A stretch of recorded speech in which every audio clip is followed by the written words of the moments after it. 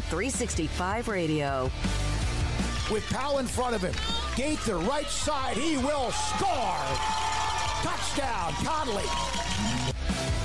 Sikkim 365 Radio is presented by IdealMRI.com. High-quality MRIs for $497 or less. IdealMRI.com. Your health is important, so is your budget. Looking to get to the edge, and he gets there. There goes Abner into plus territory. One man to beat. How about a Baylor touchdown to open our second half? 100 yards to the house.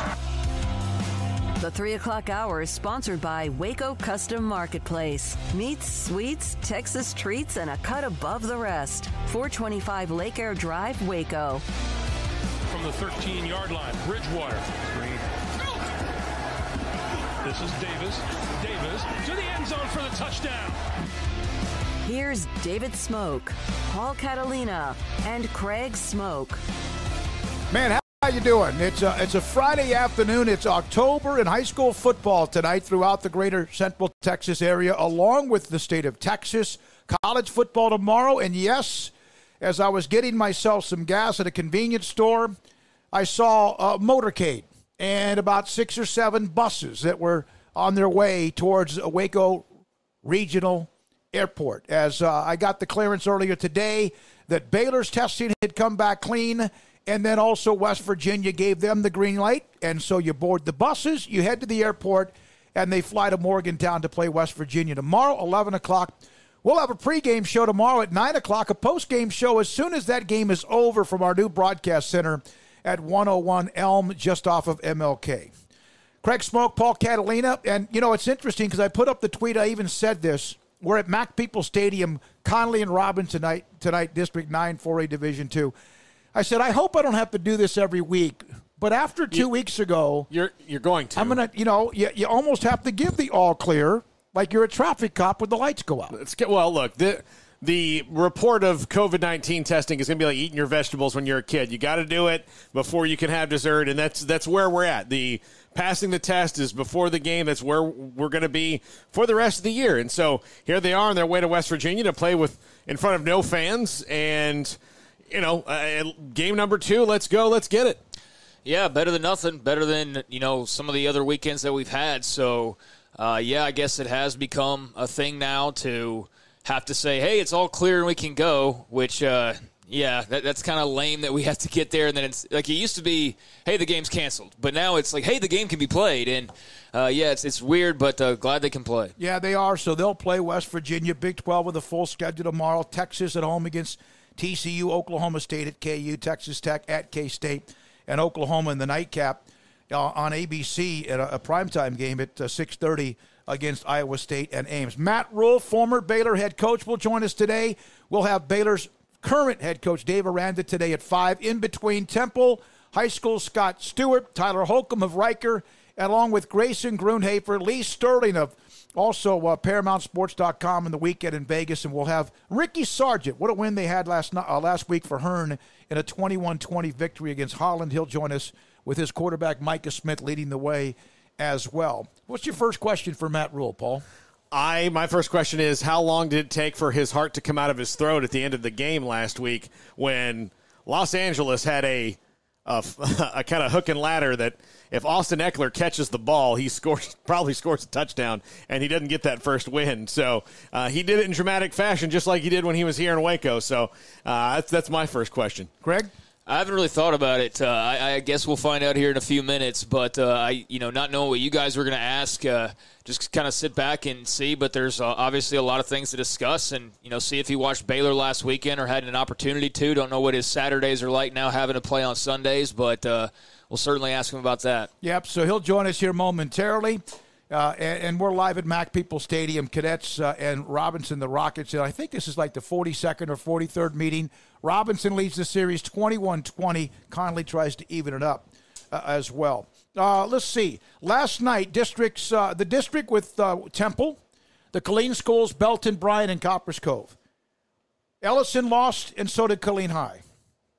And Temple had the big win against Longview, so those two teams lost already in that district, District 12, 6A. Of course, tonight Midway plays Westlake. Yeah, this will be a toughie. And with Garrett Childers now the starting quarterback, they had some injuries. Midway's dealing with some injuries, but this was going to be a tough game no matter what. But we've done their games. We did their games for a decade. They've beaten teams. They're a heavy underdog tonight. But they have played in these games before. In Don District, Lake Travis, Cedar Park, among others, Trinity. Back in the days when Mansfield had Kennedy Brooks, they're not afraid to play these games. And I like it. Jeff Hume, we'll see what they do. The Panthers, of course, that's a tough one to open up with against Westlake. But when you're going to play Duncanville, DeSoto, Cedar Hill, and whoever else, yeah, you might as well find out where you are. Well, I mean, who cares? Like, who at this point cares? I know. And you're just trying to play games. And I did get some clarification on the north and south zone. We'll have that a little bit later on. But let's take a break right here. We'll come back with Carolina Panthers head football coach Matt Rhule. Dave Aranda today at 5. High schools Temple, Riker, and Hearn will focus in. Paul's got to focus in on Georgia, the Bulldogs. They play Auburn in a really good national game coming up this weekend. Plus, we'll see what Vegas has to say with Lee Sterling, Grayson Grunhafer at 3:45, and so much more. Live at Mac People Stadium, high school football, week number 6 in the state of Texas. And this is Sikkim 365 Radio.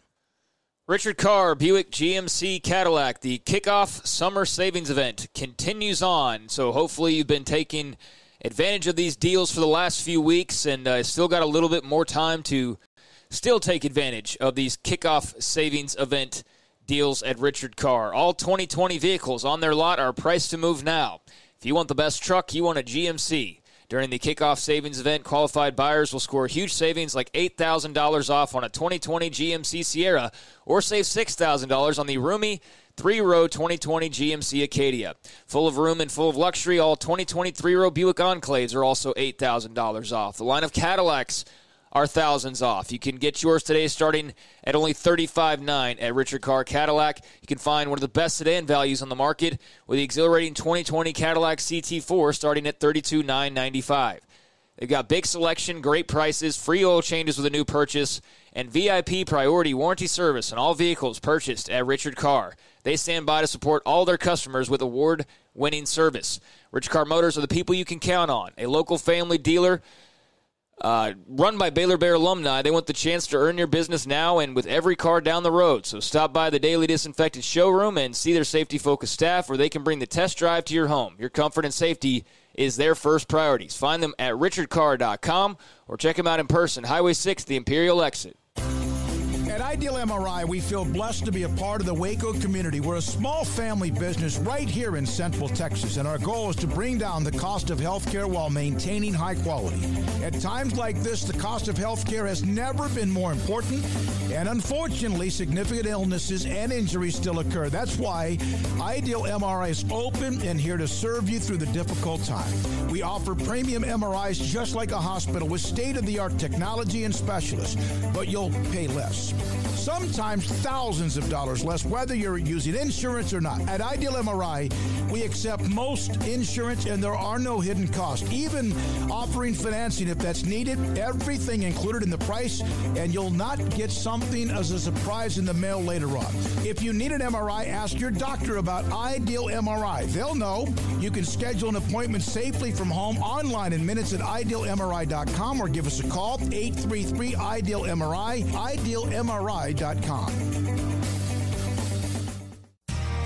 How did Edward Jones become one of the biggest financial service companies in the world? By not acting that way. Financial strategies, one-on-one advice, it's a big difference. And that's why Brad Wilson, your Edward Jones financial advisor, makes sense of investing. Experience the difference for yourself. Brad Wilson, 250 Sharon Drive in Woodway, 254-776-4337. Edward Jones, member SIPC. From the first workout to the last practice, sports is an incredible challenge.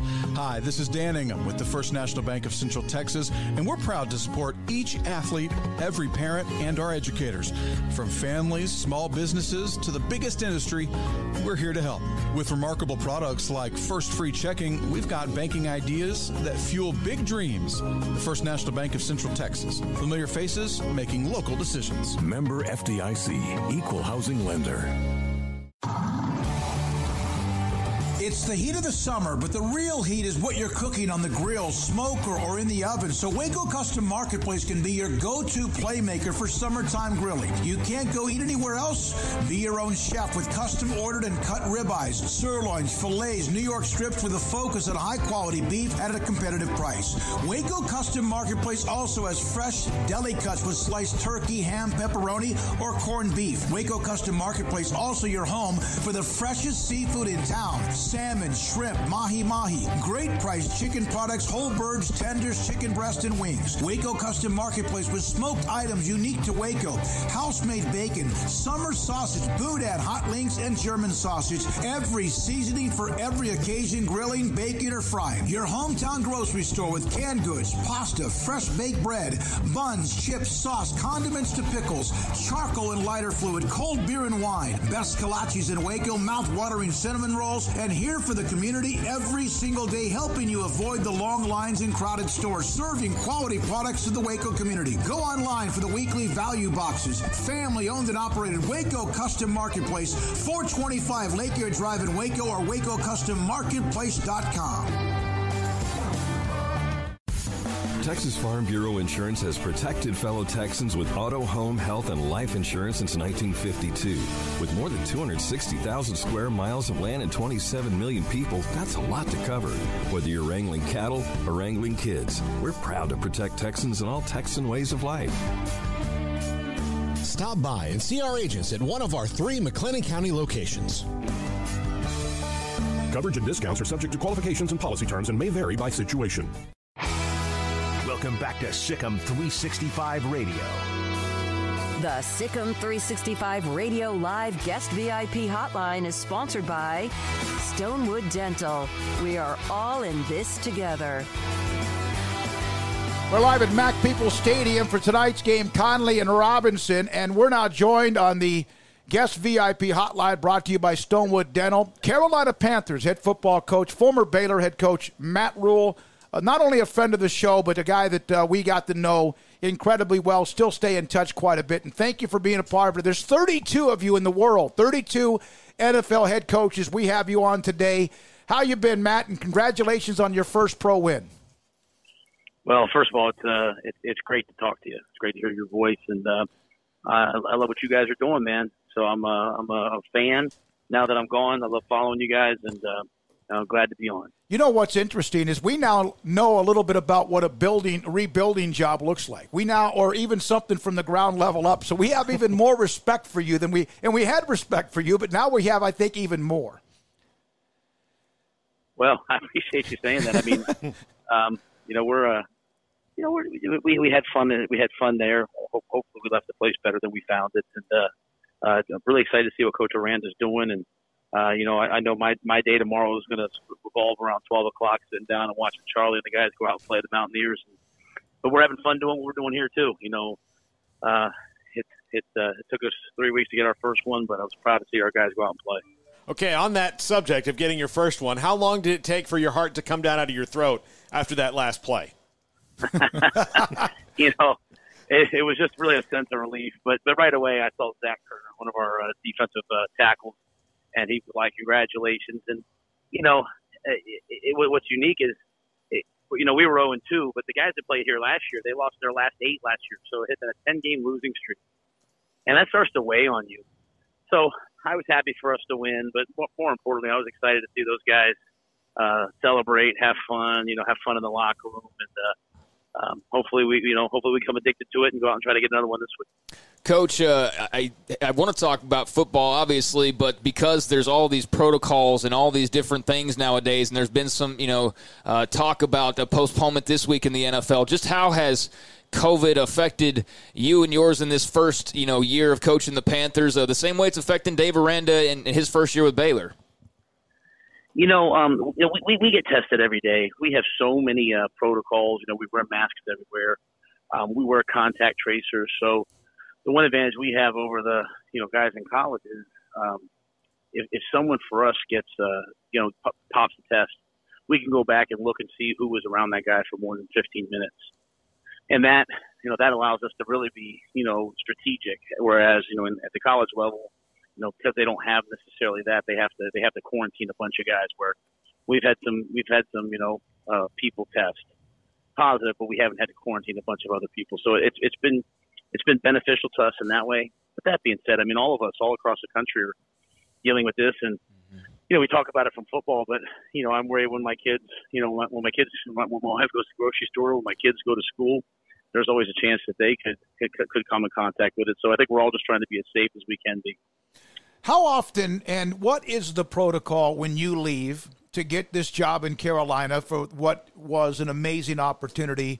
I know players, you were in touch with them. I know the new staff comes in, and yet some are retained. Sean Bell, Wetzel, obviously Joey McGuire, among others.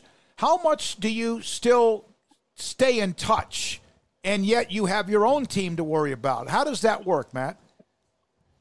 I think it's a fine line, because I want to be very respectful of Dave Aranda, and so I think he needs to be calling players and checking in on them. But he is such a confident coach. I think he's done such a great job of coming in and putting his making it his program, but at the same time, never being defensive, never being, he if I reach out to him, and I congratulated him last week, he reaches right back out to me. I think he's a special guy. So as a result, if a player ever reaches out to me, I'm excited to hear from them. Guys text me congratulations when we won.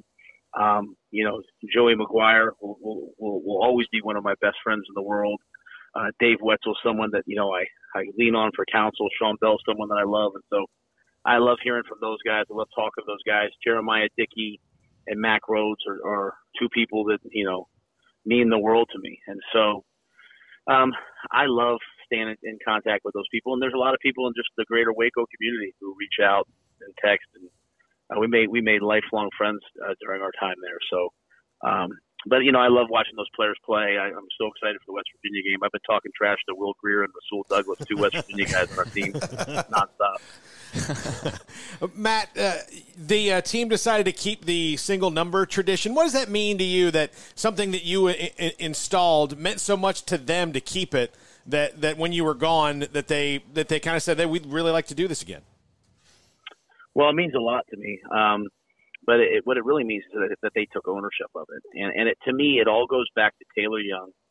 I was walking with him going into that first season, and me saying to him, hey, I know you're all Big 12. I know you're this great player, but I need to take your number one away, and you'll have to earn it back, and him saying, okay, coach, no problem. And, you can only have success at the Power 5 level if you have buy-in from your guys. And buy-in in a lot of things was hard early on, but Taylor Young made that tradition go. And so I love that tradition. I love seeing guys out there. I love that there's now a 0. I love the fact that RJ has it. I think it's awesome. But I think it all goes back to Taylor and the fact that he was willing to sacrifice to make a new tradition go. Matt, seeing Treston Ebner perform the way that he did last week, John Lovett was out there blocking for him. I mean, these single digits are not just guys who earned it, but they went out there and in many ways proved it the other night. Just, Ebner last year, obviously, he had a lot of things that disrupted him being able to be fully healthy the entire year and show what he can really do. But what did you think seeing his performance, and was there anything else that really stood out to you? Well, I mean, I thought he flew around and made a lot of great plays. And my biggest thing about Treston is he's just the type of player that type of person that you count on and you believe in. And I was excited to see him out there, and I just think it speaks to the culture that Coach Aranda has, that he has both John and Treston out there on kickoff, or on football plays, blocking for each other, playing for each other. It shows the love that exists on that team.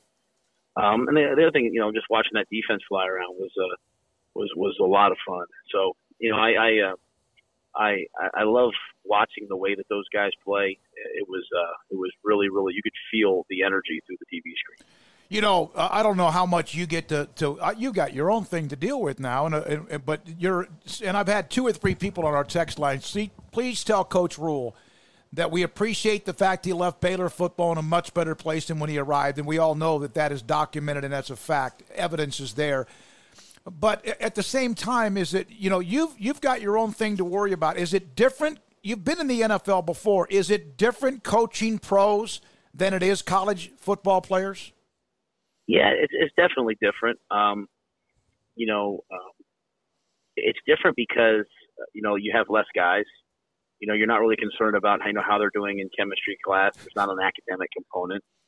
And a lot of them, when they go home to their wives and kids and, families. And so it's just like taking like a really senior laden team and then just adding 3 or 4 years onto it. Mm-hmm. But at the same time, it's also just football, right? And the guys, they really want to play well, and they want to provide for their families, and they want to win. And so, I think what it does is it really makes you feel like, hey, we've got to come in every single day as a coaching staff, and we've got to be at our best, and we've got to produce, and we've got to have great, we've got to have great answers, and we've got to have great solutions, and we've got to coach really well. And so I think there's a good pressure that's like, I've got to be at my best so that these players can be at their best. And when you walk in and it's 6:30 in the morning, and your all pro players are in the weight room voluntarily on their own trying to get better, it sends a message to you that like, hey, I'm amongst the best of the best, so I better be the best of the best.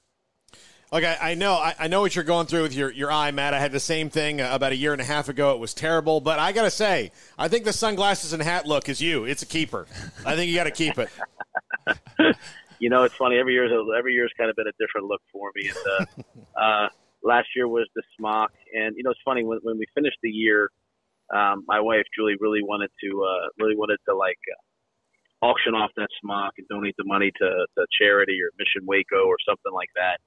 And, we ended up leaving, and so it just didn't work out. So when I came here, they had a bunch of smocks for me. In fact, I was on the plane with the guys from Madden, and they asked me, like, hey, are you going to wear the smock? So, we're sitting there at 0-2, and I was like, do I put the smock? I have the smock. Do I put it back on? I said, you know what, that was for a special time and place and a great season at Baylor. But so the sunglasses are kind of me right now, and we'll see how long I need them for. I saw the post-game game ball. You received the game ball. You had another ball in your hand as well. Usually a player or two get one.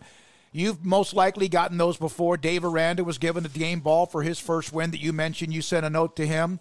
What does that mean to you? And is it any different when you get it from a different place, whether it's Temple, Baylor, or the Panthers?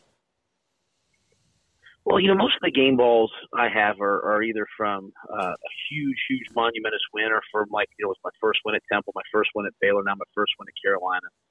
But if you listen to that, Shaq Thompson, our great linebacker, he says, hey, this is the game ball is really for all the coaches. And he says, but, also for, especially for Coach Rhule, which I appreciated. But I really was thinking about all the coaches. And, there's guys that followed me from North Philadelphia to Waco, Texas, to Charlotte, North, Carolina, slash some guys live in South Carolina. And just how grateful I am of the job that they've done. No one will ever probably really understand what we went through going to Baylor and the situation that was there early on. But also, I don't know if anyone can understand how hard it is to get a team and go into pads for 3 weeks and then start playing NFL games and no off season, no OTAs. It's been really hard, but it's been a challenge that our coaching staff has embraced. And so I just thought about our staff and how grateful I was for them. Also thinking about our kids. My son and 2 daughters. I mean, they moved from Waco. They came here. They went right into virtual school as the pandemic hit. Some of our kids they haven't even gone to school yet. So much sacrifice to allow us as coaches to go out and live our dream. And that was a thrilling win. It was a great win. It was the first win. But just a lot of gratitude for me towards all the people that allowed us to be there. Great. You get to go play Kyler Murray. I've seen him up close before. You get to go, yeah. He and him and Cliff. Yeah, I love Cliff Kingsbury, and I respect him so much. In fact, last year as I was going, being talked about for another job, I remember calling him and talking to him. He's just always been a great friend, a great guy that I can count on, and Kyler's someone that I respect so much as a player and as a winner and as a person. And, Hassan Reddick, their starting linebacker who played for me at Temple, was a first-round draft pick. So the one thing you start to realize as you're out here, it's like, you get to this level because of my time in college. Last week we played Kenneth Murray, Oklahoma linebacker, and afterwards him and I are visiting and talking. There's all these different connections with all these different guys. And But, it's a fun league because, each and every week the games are probably going to come down to the wire. You better get really comfortable winning in the fourth quarter, which is something that obviously we got very used to last year during our time at Baylor with all those exciting end-of-the-game wins. Matt, you've given us more time than you probably needed to. We appreciate that. Are you living the dream, even though it's an every day, you've got to get better, just no different than wherever else you've been? Is it a dream where you are right now, even though you need to obviously keep trying to get this franchise back to where they used to be? Now, you know me well enough to know that I'm never going to say something like that. You know what? I am just, like I said, I am just beyond grateful for this opportunity to coach, because it's something that I really want to do. But like anything else, with a great opportunity comes a lot of pressure, not to succeed, but to help other people fulfill their dreams. But the one thing I will say is I always try to recognize, and it hits me in the face sometimes, how I only have these opportunities because of the players who played for me, because of the coaches who've coached for me, because of the parents of the players who allowed me to coach their kids, and because of the administrators that hired me and supported me, and also the friends who helped me along the way. And that's what you guys will always be, at a time when we weren't winning, and people were not always really bought into what we were doing. At the very least, you would come in and ask me hard questions, but give me an opportunity to explain what we were doing. And I'll always be grateful to that too. So that's why, I'm excited to come on the show. That's why I follow you guys, to follow a team that I love, Baylor. But I recognize I'm having a chance to do something that as a kid I would have dreamt to have done, to be an NFL head coach, but I'm only doing it because of so many people who've helped me out. You ready for this ending? For this? Sure. Matt Rhule, head football coach of the Carolina Panthers on Sikkim 365 Radio. Thanks, my friend. Thank you. Yeah, appreciate you guys. All right, that's Matt Rhule, head coach of Carolina. There's 32 of those jobs in the world.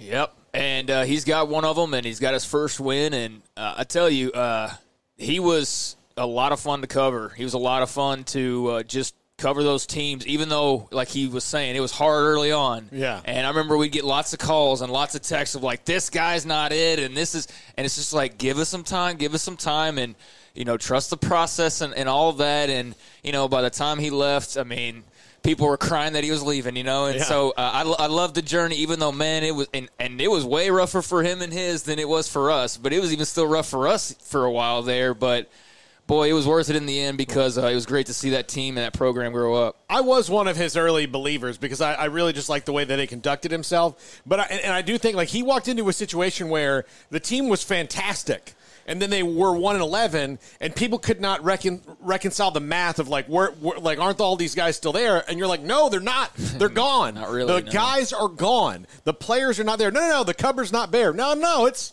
pretty bare when you open up the door to the offensive lineman room and you say, everybody are the other six guys late? And like, no, that's all of us, and it wasn't just that position, but those are the things he had to deal with. And, always loved talking to him. He's such an interesting dude too. So I thought that his first year, when they were not good at all and the offensive linemen were thin, it was the Taylor Young hit on Baker Mayfield. Yeah, that was the highlight of the year. At least was a glimmer of hope, that Taylor was a hell of a player, 1-11 team or 11-1. I'd say also Charlie coming in against West Virginia and kind of providing a little bit of a spark, and you go, okay, maybe the freshman's got a little something, and then it was 2 weeks later when he got his first start. They beat Kansas, get their only win, and then the rest is really kind of history there. I wonder, would Charlie have – I mean, he had moxie. He always had moxie. Yeah. And he's always, had that, edge to him.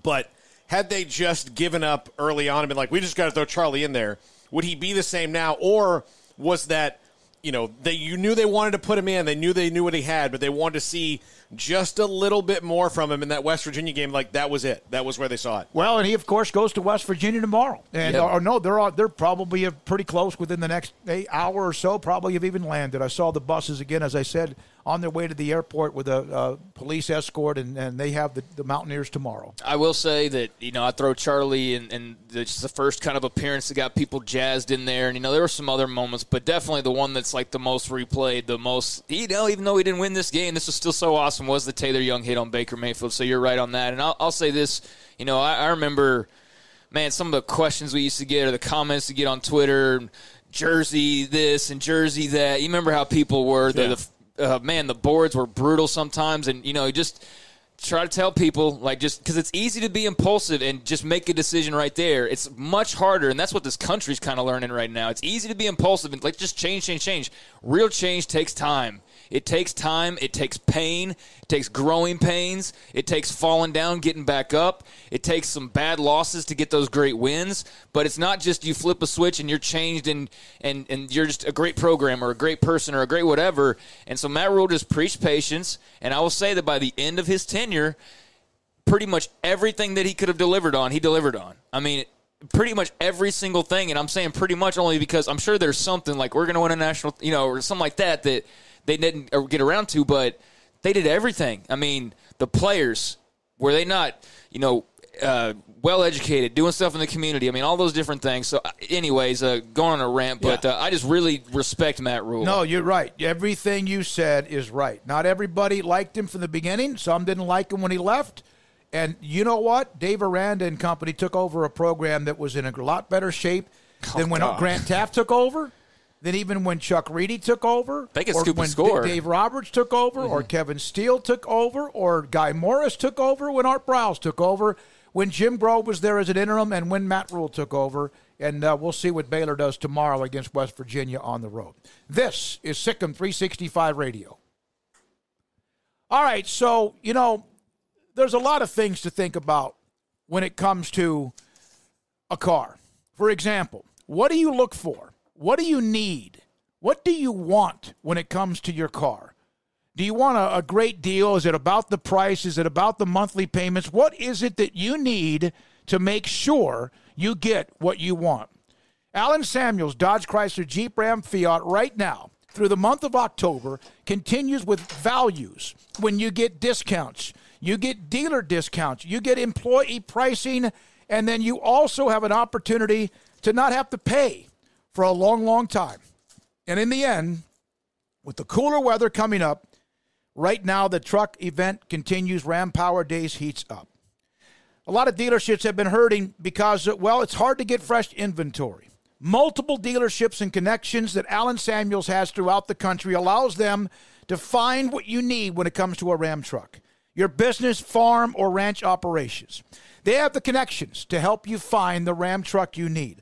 The highest pickup owner in loyalty, won the highest pickup owner loyalty award in America.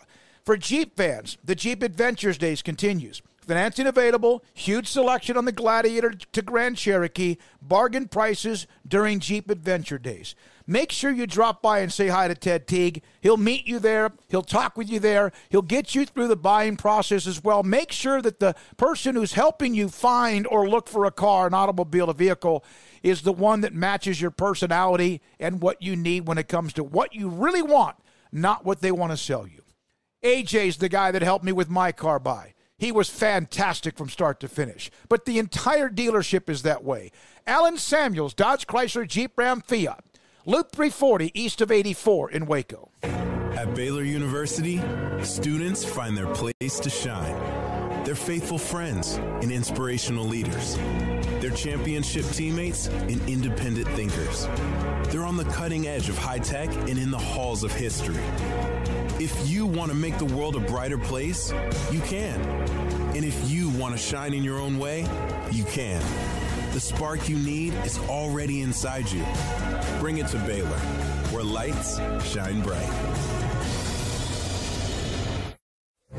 Boots add protection. Good boots help you climb better and move forward faster. And when your son or daughter steps into the boots of a U.S. Army officer, they also learn how to lead. In these boots, they'll gain more confidence with expert training in one of more than 150 occupational specialties. In these boots, they'll stand a little taller and lead a team with diverse backgrounds and areas of expertise to successfully accomplish whatever challenge comes next.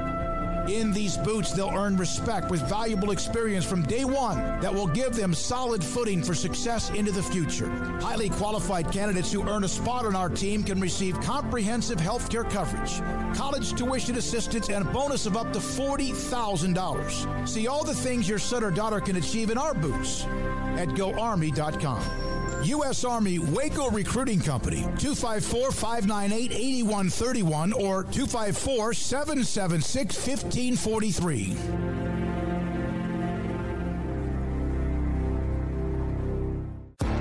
Bird Culture Ford has been in Waco since 1936. Ford, the #1 selling truck in Texas, 43 years running. And Bird Culture Ford proudly supports high school football in Central Texas. And no better way to tailgate with a Ford than from Bird Culture Ford. And are there better vehicles to tailgate with than the Ford F-150 or the Ford Expedition? And of course, you can get them new, pre-owned Bird Culture Ford. Our sponsor of the Ford Tough Player of the Week, locally owned dealership. Online at bkford.com at 1701 West Loop 340 in Waco. Bird Culture Ford.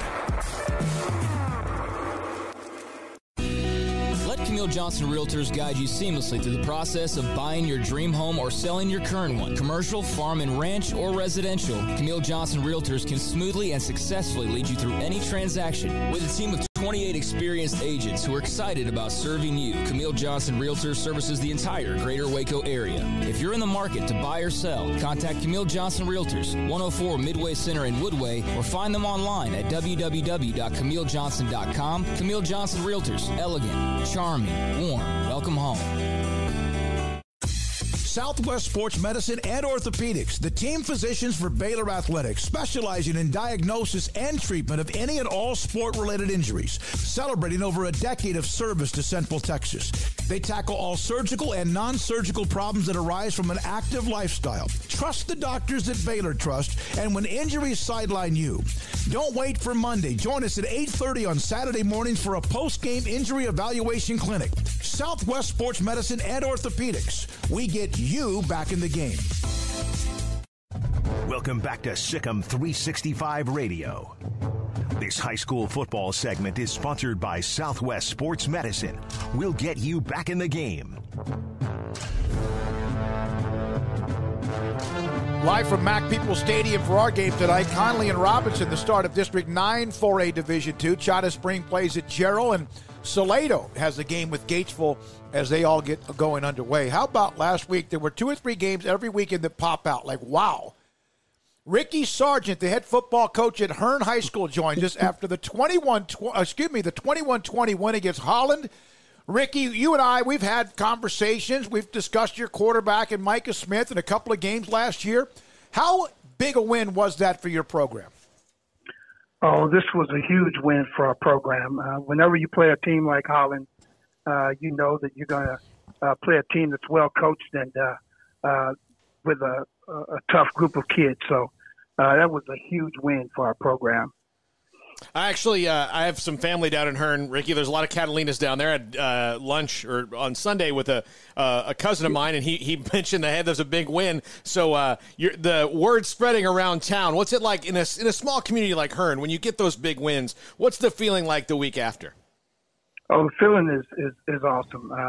It's something well needed during this pandemic that we're in, and it gives us a sense of normalcy in a sense. But we're fired up, and our fans are fired up. This town and community, they're very fired up for us. Coach, I know that you're typically proud of your young men. That's why you coach them and you bring them along and you guide them. But what have you learned about them that maybe you didn't know or didn't expect, and what have you seen from them as young people in this time of the pandemic and racial injustice protests and things like that? I mean, how have you seen your young people handle this time period? Well, what I've seen from our group of guys is how they've stuck together, and they're really not listening to any outside conversations. It's all about us and conducting ourselves as a family and making sure that we take care of one another. And you've had to deal with some of the outside distractions because of COVID, games that have either been delayed, suspended, or canceled. How did young people are more resilient, I think, than we are. In many ways. We always worry about the generation, but hell, the young people seem like they can handle this better than we can. Oh, yes. Those guys have really handled it very well, as well as, boy, can be expected. And I'm just so proud of them. And that's one of the things we focused on is controlling what we can control and actually praying for those kids who weren't able to play during those 2 weeks that we weren't able to play. What's practice been like this week after a big win? You learn a lot about your kids how they respond to success. We've had a very good week of practice. We have a new offensive coordinator in Terrence Tolliver and a new defensive coordinator in Alfonso Jackson. And those guys have really been doing a great job of preparing our kids. So how do you're 3-0, you've had the one game wiped out, but how do you now, you had this big emotional win, you have a Rosebud lot, and they have a new coaching staff, and he's trying to turn that thing around. How do you make sure, and have they stayed focused and not gotten ahead of themselves? Well, that's one of the things we focused on this week, and that is to not take anything for granted, to not overlook our opponents, but to just focus on what we have to take care of. And we've made so many mistakes that we cannot afford to overlook our opponents. So we're excited and ready to go. I know you got the phone ringing and you need to take that. You were 9-3 last year. You've been building this thing, Ricky, very methodically. How much fun is it to watch how the fruits of your labor and the labor of those young men and your staff is working? We were actually 7-5 last year, and my first year we were 9-3. But it's a very good feeling when you have kids in the community buy into what you bring to the table. So we're all excited. Thank you, Ricky. Appreciate your time. We really do. It's a great win last week against Holland, 21-20 Rosebud lot tonight. That's Ricky Sargent, head coach at Hearn. I had him at 9-3, and I had the two years backwards. Like that guy. I like what he's done. Oh, you know what I forgot? Paul, is he still there? No. Yeah, Lee, I had a Gary Comer. Gary, I'm sorry, asked me to tell him something, and so I'll have to sit there and pass that along to Coach. I almost thought you said Gary Coleman, and I went, oh, wow. No, not him. But, Gary, I'm sorry. I thought I had that for you. He tried to hire Ricky many times. Gary Comer, who lives up at White Bluffs at Lake Whitney, wanted me to pass along a note to Ricky, so I'll text that to him. He tried to hire me. He goes, he's a hell of a coach. He's done a heck of a job at Hearn. All right, coming up, Grayson Grundhafer. Grayson on West Virginia, on Baylor, on tomorrow, on week 2, on what's the good and what's the nervous. And, how is the offensive line? Is it much healthier in a lot of different ways with Bettier and Newman back? And what about Burton? All that with Grayson Grundhafer. Dave Aranda, conversation with him just after 5 o'clock. We'll have Lee Sterling on the Vegas picks. And we'll have to ask him about Baylor last week because he didn't he picked Baylor to win, but he didn't pick them to cover. This is Sikkim 365 Radio. All right, so here's the deal. Ideal MRI. You have aches and pains. You have something that's more than just kind of a, man, that doesn't feel too good. It hurts more. You can't sleep at night, or you're constantly feeling some pain, whether it's in your neck or your shoulders or your knees or your ankles, or maybe even in your chest or ribs or somewhere else, maybe your hips, joints, wherever else. Ideal MRI can help you find out what's going on. You go to a doctor and they say, hey, we need to get you an MRI. Remember, idealmri.com. Premium quality MRIs, convenient and affordable. That's ideal. On average, MRIs can be, on average, an MRI can be up to $1,100. It could be $2,000, could be more, but on average, $1,100. Ideal MRI, their cost for you every time is $497 or less. They will help you with the insurance and help you from the start of the process of when you need an MRI, scheduling the appointment, when you get to their business in the Central Texas Marketplace in Waco, how they treat you when you walk through the front door. And by the way, you don't have to sit there and wait forever. They're going to take care of you. And then when you get to the next level of where the specialist and the techs are going to sit down with you and tell you everything they're going to do to make your experience inside that MRI machine, the state-of-the-art MRI machine that is just a dude now. It's an alpha dog right there in the Central Texas marketplace. And then after your MRI, the experience will be so smooth. And then you'll get a call. You'll get somebody contacting you and said, okay, here's what we see. And then they're going to also send you what they see so you can send it to your doctor, your orthopedic surgeon, whoever it might be, so they can see it. And they'll know about Ideal MRI. So that's why when they say, your doctor says, we need to get an MRI, ask them about Ideal MRI and IdealMRI.com. In the Central Texas marketplace, taking care of you and your aches and pains to make sure it's not worse than just bumps and bruises at IdealMRI.com.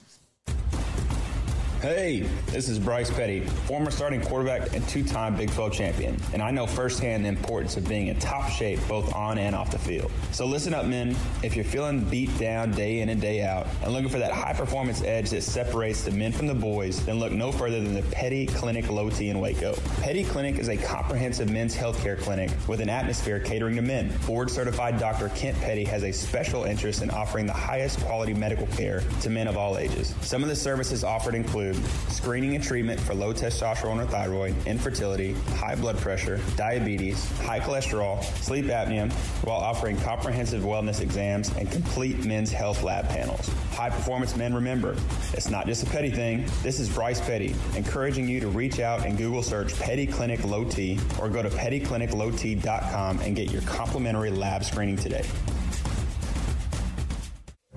Stepping into the boots of a U.S. Army officer can add confidence and leadership skills to your son or daughter's career path. See all the things they can achieve in our boots at GoArmy.com. U.S. Army Waco Recruiting Company, 254-598-8131 or 254-776-1543.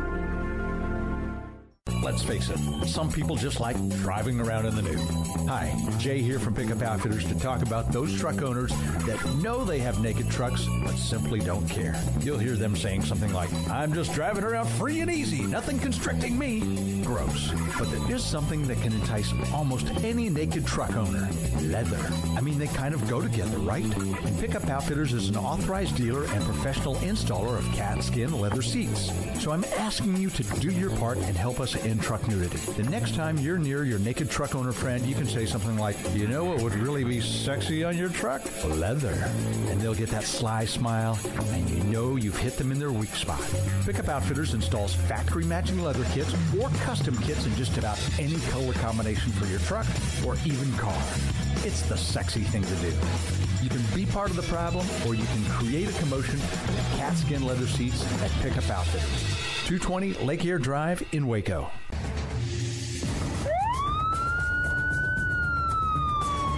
If you or a loved one or friend has been arrested and you can't afford bail, trust Terry and Chase Chapman at Chapman's Bail Bonds, covering Waco and McLennan County for over 25 years. Chapman's can bail you out anywhere with experienced, knowledgeable local agents who are committed to serving you professionally, respectfully, and with the highest integrity. Chapman's understands your privacy is important. Your freedom can be secured fast when you use Chapman's Bail Bonds. Open 24 hours a day. Payment arrangements available. Call Chapman's Bail Bonds. When you need help, 254-754-1603. When you ring, we'll spring. How do you get the job done? With power. Get all the power you need in a new Ram. Alan Samuels presents Ram Power Days. Extra special savings and special factory financing on all new models. Hauling families to great places. Doing chores, working hard. Alan Samuels will help you get the job done. Ram, the highest pickup owner loyalty in America. Shop, apply, buy online. We deliver. Alan Samuels, official auto dealer of the Heart of Texas Fair and Rodeo. Welcome back to Sikkim 365 Radio. It's time for our weekly segment with Grayson Grundhafer of Sikkim365.com. Brought to you by Pioneer Steel and Pipe, where customer service is their main focus, and best in metal, steel, and pipe for large or small projects, with 2 locations in Waco and Bryan. Family owned and operated since 1943. All right, Grayson Grundhafer, Sikkim365.com with us, and with us on Sikkim 365 Radio, Craig Smoke, Paul Catalina, and David Smoke. So, Grayson, they're on their way at any time, could land in Morgantown, and, of course, they got a bus, I'm sure, from wherever it is. They fly into Pittsburgh or Baltimore or whoever. But, so tomorrow, it appears as if their offensive line is going to have a lot of depth, at least much more than they had last week, whether it's 1, 2, or 3 names, players, and positions. Your thoughts about how much that will make a difference tomorrow? Oh, it's going to make a huge difference, and it's going to have to, honestly, guys. I mean, they took on Kansas in the first matchup with only 2 starting offensive linemen and were able to get away with it. But against West Virginia, a team that has really had their number, especially up front with their defensive line versus Baylor's offensive line, this is a big prove-it game. I mean, this is a game that I think will tell you a lot about the rest of the season as far as Baylor's offensive line goes. If they can handle, guys that have high-end talent like the Stills brothers at West Virginia, if Baylor can contain those guys, it's a great sign moving forward. If you look at the Oklahoma State game versus West Virginia, the Cowboys were able to run the ball for 200 yards. If Baylor wants to win, I think they need to get to that 150-yard mark, and I think it's obtainable. But we're going to learn a lot about the offensive line for sure. Do you think we see Tyquan Thornton this week at all? Since last week he goose-egged, although they didn't need him to do anything. Yeah, that was definitely one of the downsides from last week's game. And I know they didn't really need him to do a whole lot, to be truthful. They were dominating that game pretty much from start to finish. But, they need him to get going. And I think this is a big week for him because you need to see that guy step up and be an alpha like Denzel Mims was last year. And maybe it doesn't have to be that level because you do have R.J. Sneed, who has improved. You got Gavin Holmes. You got Josh Fleet. You have other weapons. But they do need a guy to step up, whether it's Tyquan or R.J. Sneed. And Tyquan's a logical choice. He's got the most production coming into this year, and it's important that they're able to get him the ball and figure out ways for him to impact the game, even if he's not getting a ton of reception. He's got to be able to extend the defense and make them pay if they're trying to play Baylor too close to the box. Baylor defense was flying around last week. Terrell Bernard was a man among boys. We got to see some flashes of some other guys as well, Grayson. How much of a scare does this WVU offense give you for the Baylor defense? And if there's an area in particular, go ahead and, I guess, wax poetically on that. If there's a certain angle to West Virginia's offense that you think is a particular concern. Yeah, so this is the matchup that I think is going to be the key for how Baylor's defense does this week. It is the West Virginia passing attack, in particular the West Virginia pass protection on the offensive line and how they're able to protect Jared Dagey versus the Baylor pass rush. I think that's going to be a huge key. West Virginia is not a great running football team. Last week they averaged under 2 yards a carry. A lot of that was negative yards due to 5 sacks by Oklahoma State. And so that's the key number. If Baylor can really get in the backfield and force misfires from Dagey and force sacks and force negative plays and potentially turnovers off of it, that'll be a major key. Now, if they can't do that and they allow Dagey to stand in the pocket and try to attack Baylor's unproven at the moment secondary, that's where there could be problems. West Virginia's going to drop back and they're going to try to throw the ball a lot, and it's just going to be a matter of if Baylor can get there and force some misfires, or if Dagey's just going to be able to stand there and try to pick apart the secondary, which he might have some success doing. Grayson, it's early in the season. Any recruiting buzz around the team right now after game one?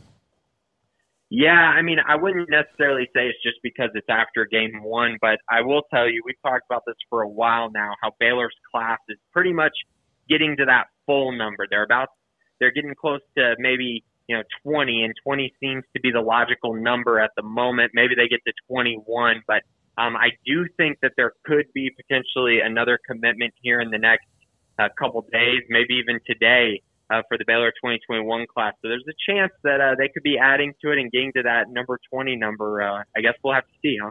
You're such a tease. Yeah. Such a tease. Absolutely. Yeah, it's just, we're about to announce a commitment to Sikkim 365 Radio that we're going to do at 4 o'clock today. And I just I wanted to put up different logos of media outlets of this particular prospect that we're. Don't blow it up too big. And then all of a sudden it's like, well, why isn't it whoever? I don't know. I don't even know who it would be. But Matt Rhule is going to, no. Yeah, Don't blow it up too big, but it's very exciting. Yeah, it is. Well, we're gonna release it at 4:00 today. It's like this is a huge deal. For me, and why? Look, it's a big deal. I'm just knowing how people are. They will take a little bit of excitement and they will take it to like the 1,000th degree of what you think it is. Oh yeah, because those who okay, I see. What you're saying. And see, Grayson has to deal. Grayson, what is it like doing what you do though? And I know that you do much more than just the recruiting, but that you rely on 18-year-olds, 17-year-olds, and who they are, and social media, and how do you just make sure you establish a relationship that is not too much of a drama queen, look at me, and you can trust them, and they trust you. Yeah, that's always a fine line to walk when you're doing recruiting, but a lot of it is trust, guys, and that's why when someone is getting close to maybe committing or I already know that it's going to happen, it's important that, you kind of play it close to your vest and make sure that you release the information that you have in a manner that doesn't ruin anything for a kid. So I think that's always been a fine line I've walked, and I know that a lot of recruits love that and really appreciate that. And when you're honest with recruits, usually they're pretty honest with you, and building that relationship has always been a big deal for me. And it's worked out so far, and you're right though. It is kind of tricky because I've been, I don't want to say lied to, but definitely misled more than a few times. But that's going to happen for sure when you're covering any recruiting for any school. All right, Grayson, thank you, man. Appreciate it. Appreciate your time. That's Grayson Grunhafer on Fridays at 3:45 when there's recruiting or possibilities or what. For what it's worth, he did on the podcast, Trust the Podcast, me and Grayson every week, all year. I think 1 week last year we did not do it, but 51 out of 52 weeks in 2019 and every week so far in 2020, I believe, other than maybe one. But, Grayson did go with Baylor, in this game, as did I. So he didn't give his prediction there, but that's who he chose. All right, Mike George asked about the video. We're on the road today. There are going to be opportunities down the road when we will have the Cam on the road with us, but we're not in the studio. We're at Mac People Stadium on the campus of Connolly High School in Waco for tonight's game between Connolly and Robinson. We'll come back with a new segment to announce to you that starts on Monday, plus much more. And Lee Sterling on Vegas in the odds for college and pro football. Dave Aranda today at 5. This is Sikkim 365 Radio. Brotherwell Brewing. I saw David Stone King. He came by the studio and hung out in the fantasy football show the other night, and they've got a cool event coming up tomorrow night. But first off, tonight, they've got Po' Boy Place out there. If you've not had Po' Boy Place yet, you need to. Po' Boy Place's food truck is going to be out at Brotherwell Brewing on East Bridge Street tonight, serving dinner, and you can go out and get some great craft beer made right here in Waco, some great sandwiches, unbelievable food, unbelievable beverages. And tomorrow from 4 to 9, they've got their Oktoberfest event going. So pretty much right after the Baylor game will be over, head on down there to East Bridge Street, just down from our studio on Elm. You can go on down there. They're going to have 310 Barbecue's going to be there serving food until 9 o'clock. They're going to have Oktoberfest events. They're going to have great beer, like their Fest beer will be on display. That is their Oktoberfest-style beer. So check that out tomorrow night down in East Bridge Street. For more information, go to brotherwell.com or follow them on Facebook and Instagram. Boozers is the wedding ring store and more. If you're ready to get engaged or already married and want to upgrade your wife's ring for a special anniversary, Boozers is the place to go. With the largest selection of premier quality diamond engagement rings and wedding rings in Central Texas. They have 7 cases with over 300 styles of rings from top designers like Natalie Kay. Choose from yellow, white, or rose gold, plus beautiful top quality loose diamonds. With an in-house jewelry, they can also custom make anything you want. Bring in a picture or drawing and let Boozers create your one-of-a-kind pendant or ring. They can even use some of your old gold and diamond jewelry to create something new. At Boozers, you'll find a great selection of quality timepieces, and Boozers is the place for expert watch maintenance and repairs, too. They specialize in expert Rolex watch repair for fine jewelry, watches, custom work, and more. Go to Boozers on Valley Mills and Lake Air Drive in Waco. Boozers, the wedding ring store and more. Born in Waco, Brotherwell Brewing exists to serve the Central Texas community with locally crafted beer of the highest quality. They want to bring Central Texas closer to the brewing experience so everyone can enjoy well-made beer as much as they do. For 2.5 years, they've been bringing high-quality beer to Central Texas at their location on Bridge Street in East Waco. And this football season, you need to stop by on game day for curbside pickup or stop by their tent next to Sikkim 365 at Brazos Parking for your pregame refreshment. Brotherwell Brewing believes in community and bringing people together to enjoy products made in their community. So for your game day, whether it's a tailgate or at home, stop by Brotherwell Brewing for high-quality craft beer made right here in Central Texas, 400 East Bridge Street, and check them out online at brotherwell.com.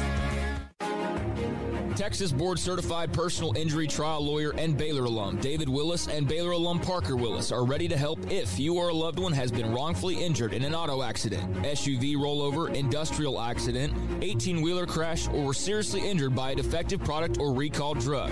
Call them for a confidential and free case consultation at 1-800-GOT-HURT or visit them at texastriallawyer.com, principal office in Houston, Texas. Texas Farm Bureau Insurance has been proudly serving Texans across the state for over 60 years. Call 254-772-8090 to find an agent who will provide a free review of your auto, home, and life coverage. One size fits all. That may be all right for an adjustable belt or cheap sunglasses, but when it comes to your financial, no one wants a one-size-fits-all strategy. Ben Erlinson, your Edward Jones financial advisor, knows that his most important goals are yours. That's why he takes the time to understand your needs, knowing you. That's how Edward Jones makes sense of investing. Ben Erlinson, 100 North 6th Street in Waco, 254-759-8533. Edward Jones, member SIPC. In the market for a quality metal building? Since 1943, Pioneer Steel and Pipe has helped Central Texas residential and commercial customers with metal building design, panel options, building components, and trim options. Pioneer Steel and Pipe's residential line is energy efficient, offers low maintenance, reduces insurance payments, is impact resistant, and carries up to a 45-year limited warranty. In addition, they can also help you find a metal building contractor for your project. Pioneer Steel and Pipe with locations in Waco and Bryan and at pioneersboys.com.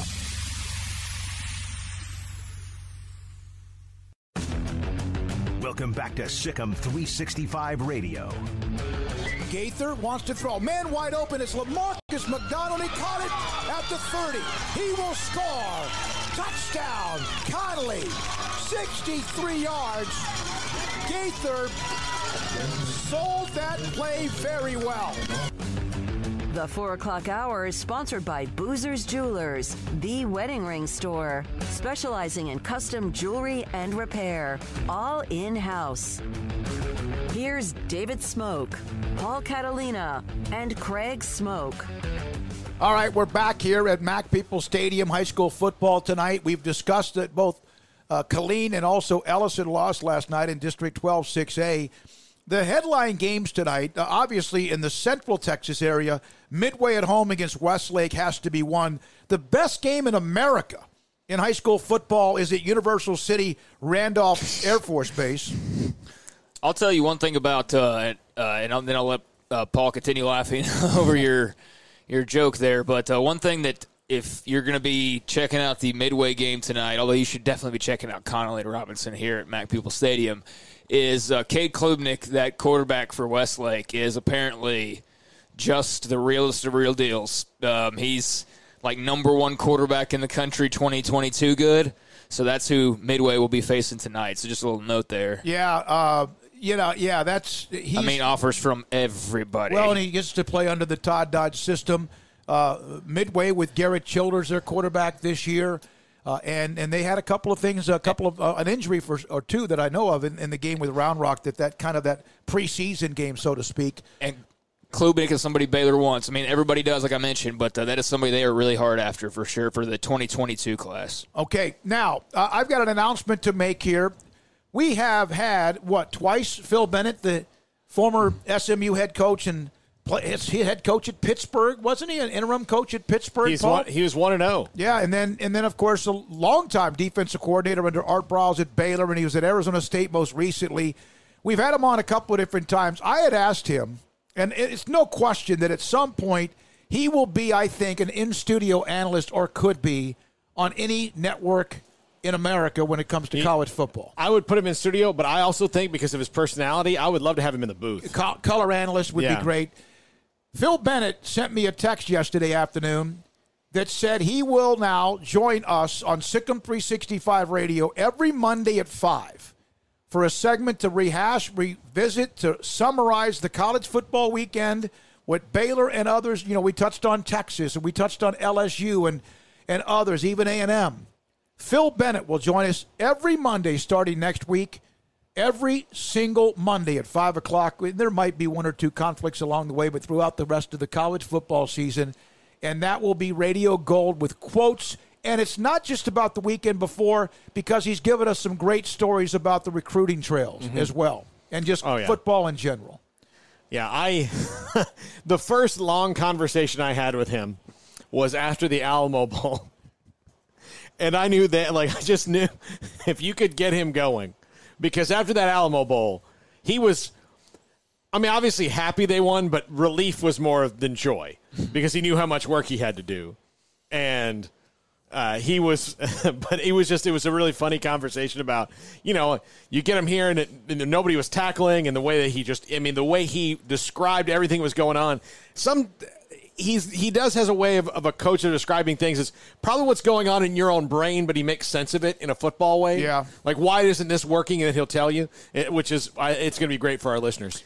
Well, there's not too many out there who have more experience than he does, or has been as many places as he's been, worked with the coaches that he's worked with. He's a walking encyclopedia of football knowledge and history, in many cases as well. So I think it'll be cool to be able to dip into that bag. We'll focus on Baylor and obviously college football, but we can kind of dance around with some other things from time to time because of, the fact that there are other interesting storylines, and he can see LSU last weekend not playing or deciding to play man-to-man versus an air raid offense, and how badly that can go for you. So, yeah, it's going to be fun. And, you might not think that he may know the Baylor roster all that well anymore, but shoot, when he was with us a couple days ago, he recruited a lot of those kids still. It's going to, by next year, drop off a little bit, that familiarity. But still, he's got a good knowledge of the roster, and it was great to hear him. It feels like he's he's sitting around there watching a bunch of games and following a bunch of people, and he's. I got the feeling you asked him about coaching again, Smokey, which I'm sure he would never say no to, but I do get the feeling that at this point in his life he was kind of enjoying, doing what he wanted to do, playing golf. Yeah, and he's been coaching a long time. I'll never forget the first time I ever met him. It was his brother, Jerry, who's the one that he was my source, and I can give that up because that's his brother, when you and I were on our way up to Dallas in January of 2011. And I just called Jerry out of the blue about something, and he was like, hey, Phil's going to take that job at Baylor. And we, my Tahoe's rattling up 35, and I was like, what? Yeah. And next thing you know, we were able to get him and did the interview and recorded it, and he was fantastic. 37 minutes, I think, that first one. And the quote that I always remember from him, which he was right, anytime you blitz, somebody's band's going to play, right? Yep. And so he'll join us. I wouldn't open that one up. He's going to join us on Mondays at 5 o'clock. I'm thrilled. I am. And there's still a few of you snarky Baylor fans, about Bennett and all that, but who's not? Everyone's snarky. Don't have to listen. At 5 o'clock, turn off your radio. Don't listen to our app. Don't watch the feed. At 5 o'clock, Phil Bennett on Mondays will break down the college football weekend and give us a scheme, X's and O's analysis of what we saw and what he saw. Yeah, I think it's going to be awesome. And, especially with the defensive coaching staff, with Dave Aranda being the head guy there in charge. This is a defensive football team, and they put it on display last week. So on that area in particular, but also to be as good as he was for as long as he was defensively, you got to know pretty good offensive stuff too, So he'll be able to break it down really well. All right, he coached with Bill Snyder, R.C. Slocum, Art Briles, Dave Wannstedt, and that's just the four I'm rattling off the top of my head.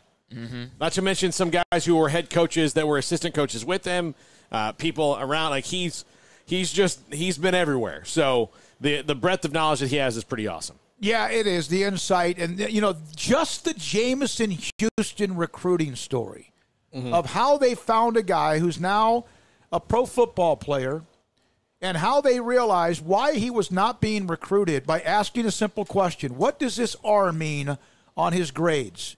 And everyone had been chased off because they thought it was remedial, and it was because he was taking a class in a remote building. Think about how many times that happens. But you cannot get an answer, Paul. You cannot be told by a sponsor that's a prospect sponsor. You get kicked in the, you know what's, more often than not, you can't get a yes if you don't ask for. So you can't get a yes if you don't ask. Yeah, and he asked, what's this R? And Jamison Houston ends up being a hell of a player for Baylor. Yeah, think of all this. Why wouldn't you ask anyway? Like, the first thing I would ask somebody, if I thought a guy who was good was in remedial classes, I would get that confirmation. I wouldn't just assume. Why? All these high schools, and I would think it's probably a headache for coaches you're recruiting or compliance or whoever you want to talk about. All these high schools have different ways of doing things, so your job should be to sift through the minutia of that. I agree. I agree. So that's going to be Mondays at 5, and we look forward to Phil Bennett giving us his knowledge and insight in Radio Gold at that particular time. Now, a couple of notes from today. It's really a pretty quiet day, wasn't it? It's a very quiet day around just kind of like grabbing this or grabbing that. But I do know this. The NFL did make this decision. The Steelers and Titans game has been moved back to late October. And then the Steelers and Ravens game scheduled for Week 8 now is the week after that. This is, of course, because of the COVID issue that kind of hammered the Titans this week. So the Titans' original game with Pittsburgh for this weekend will now be October 25th. And the game between the Steelers and Ravens that was going to be October 25th will now be on November the 1st the following week. They now each have a bye this week, and the Ravens' bye originally set for Week 8 will now be Week 7. That was easy. Now, the problem is, again, Craig and Paul, if something else pops up, because there's not many more openings to make sure you fill everything you need to fill. No. Also, yesterday we brought up District, 11-6A. That's the one with Duncanville, Cedar Hill, DeSoto, Mansfield, Lake Ridge, Waxahachie, Waco High, Midway, and how they're in that north and south zone. And they are in zones. And what they did, though, to be proactive, so in case there is issues that happen with COVID in that district, is the reason they went to zones was this. There are 4 teams in each zone. In Midway's zone, it's Duncanville, Midway, Waco High, and Mansfield. They're all going to play each other, so that's 3 games. Based on where you finish, first, second, third, or fourth, depends on who you play in the other zone that has Cedar Hill, DeSoto, Lake Ridge, and Waxahachie. If you finish first in the 3-game bubble, you play the first-place team. Let's just say it would be Duncanville against Cedar Hill or DeSoto. I mean, that's fair to probably predict that. Yeah. If you're 2, you play 3 in the opposite zone. If you're 3, you play 2 in the opposite zone, and 4s play 4s. And then what happens is you keep doing that, and then if you still can play the rest of your games, you will, and they actually, if you get to that point, all of them will count on who makes the playoffs. So there's a chance you get the zone, and that's it. You play 3 games, and maybe you don't get any others. So that if you do, you want to win then. And if you could have been in, what if you were in a zone with Duncanville, DeSoto, Cedar Hill, and Midway?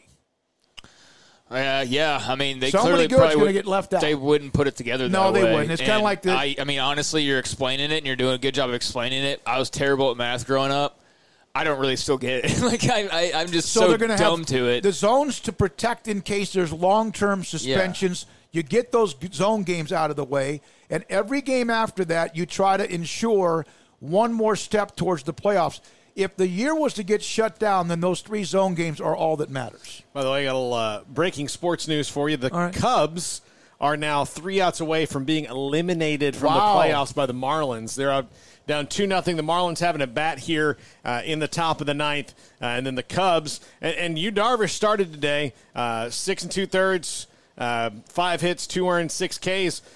Really, I mean, not a bad outing for Yu Darvish, but couldn't get it done on the offense for the Cubs so far. They got another at bat coming, but the Marlins might be on their way to the next round of the playoffs. Congrats to Derek Jeter. Yeah. I mean, look, he took that franchise over and made some maybe questionable decisions initially, and people kind of had their fun for a couple years, for many years now, at the Marlins' expense. But Who's laughing now? They did a good job of getting themselves the opportunity and now taking advantage of it, especially against a team like the Cubs, and that'll be a big bummer for Cubs fans who, quite frankly, have lost some of their mystique for me ever since winning the World Series. I mean, quite frankly, of like the poor Cubs fan, and you root for them. Now it's like they become, no offense, Paul, Red Sox fan or that kind of deal. But hey, they've had their experience. So the Marlins, maybe they're gonna go on one of their runs where they jump up and win a World Series and then, are bad for like 15 years again. But they've got a couple World Series, so, maybe they had another one this year. Well, who knows? You couldn't say what you said about the last one about this one and that they bought it. Right, and that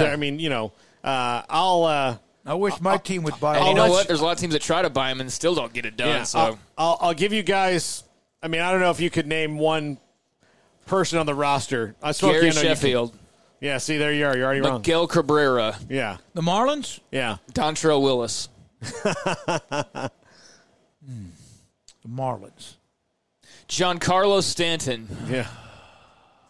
I can't tell you. Oh, are you playing the game for real? Yeah, I am. Okay. I don't know any of the names. I don't know. Yeah.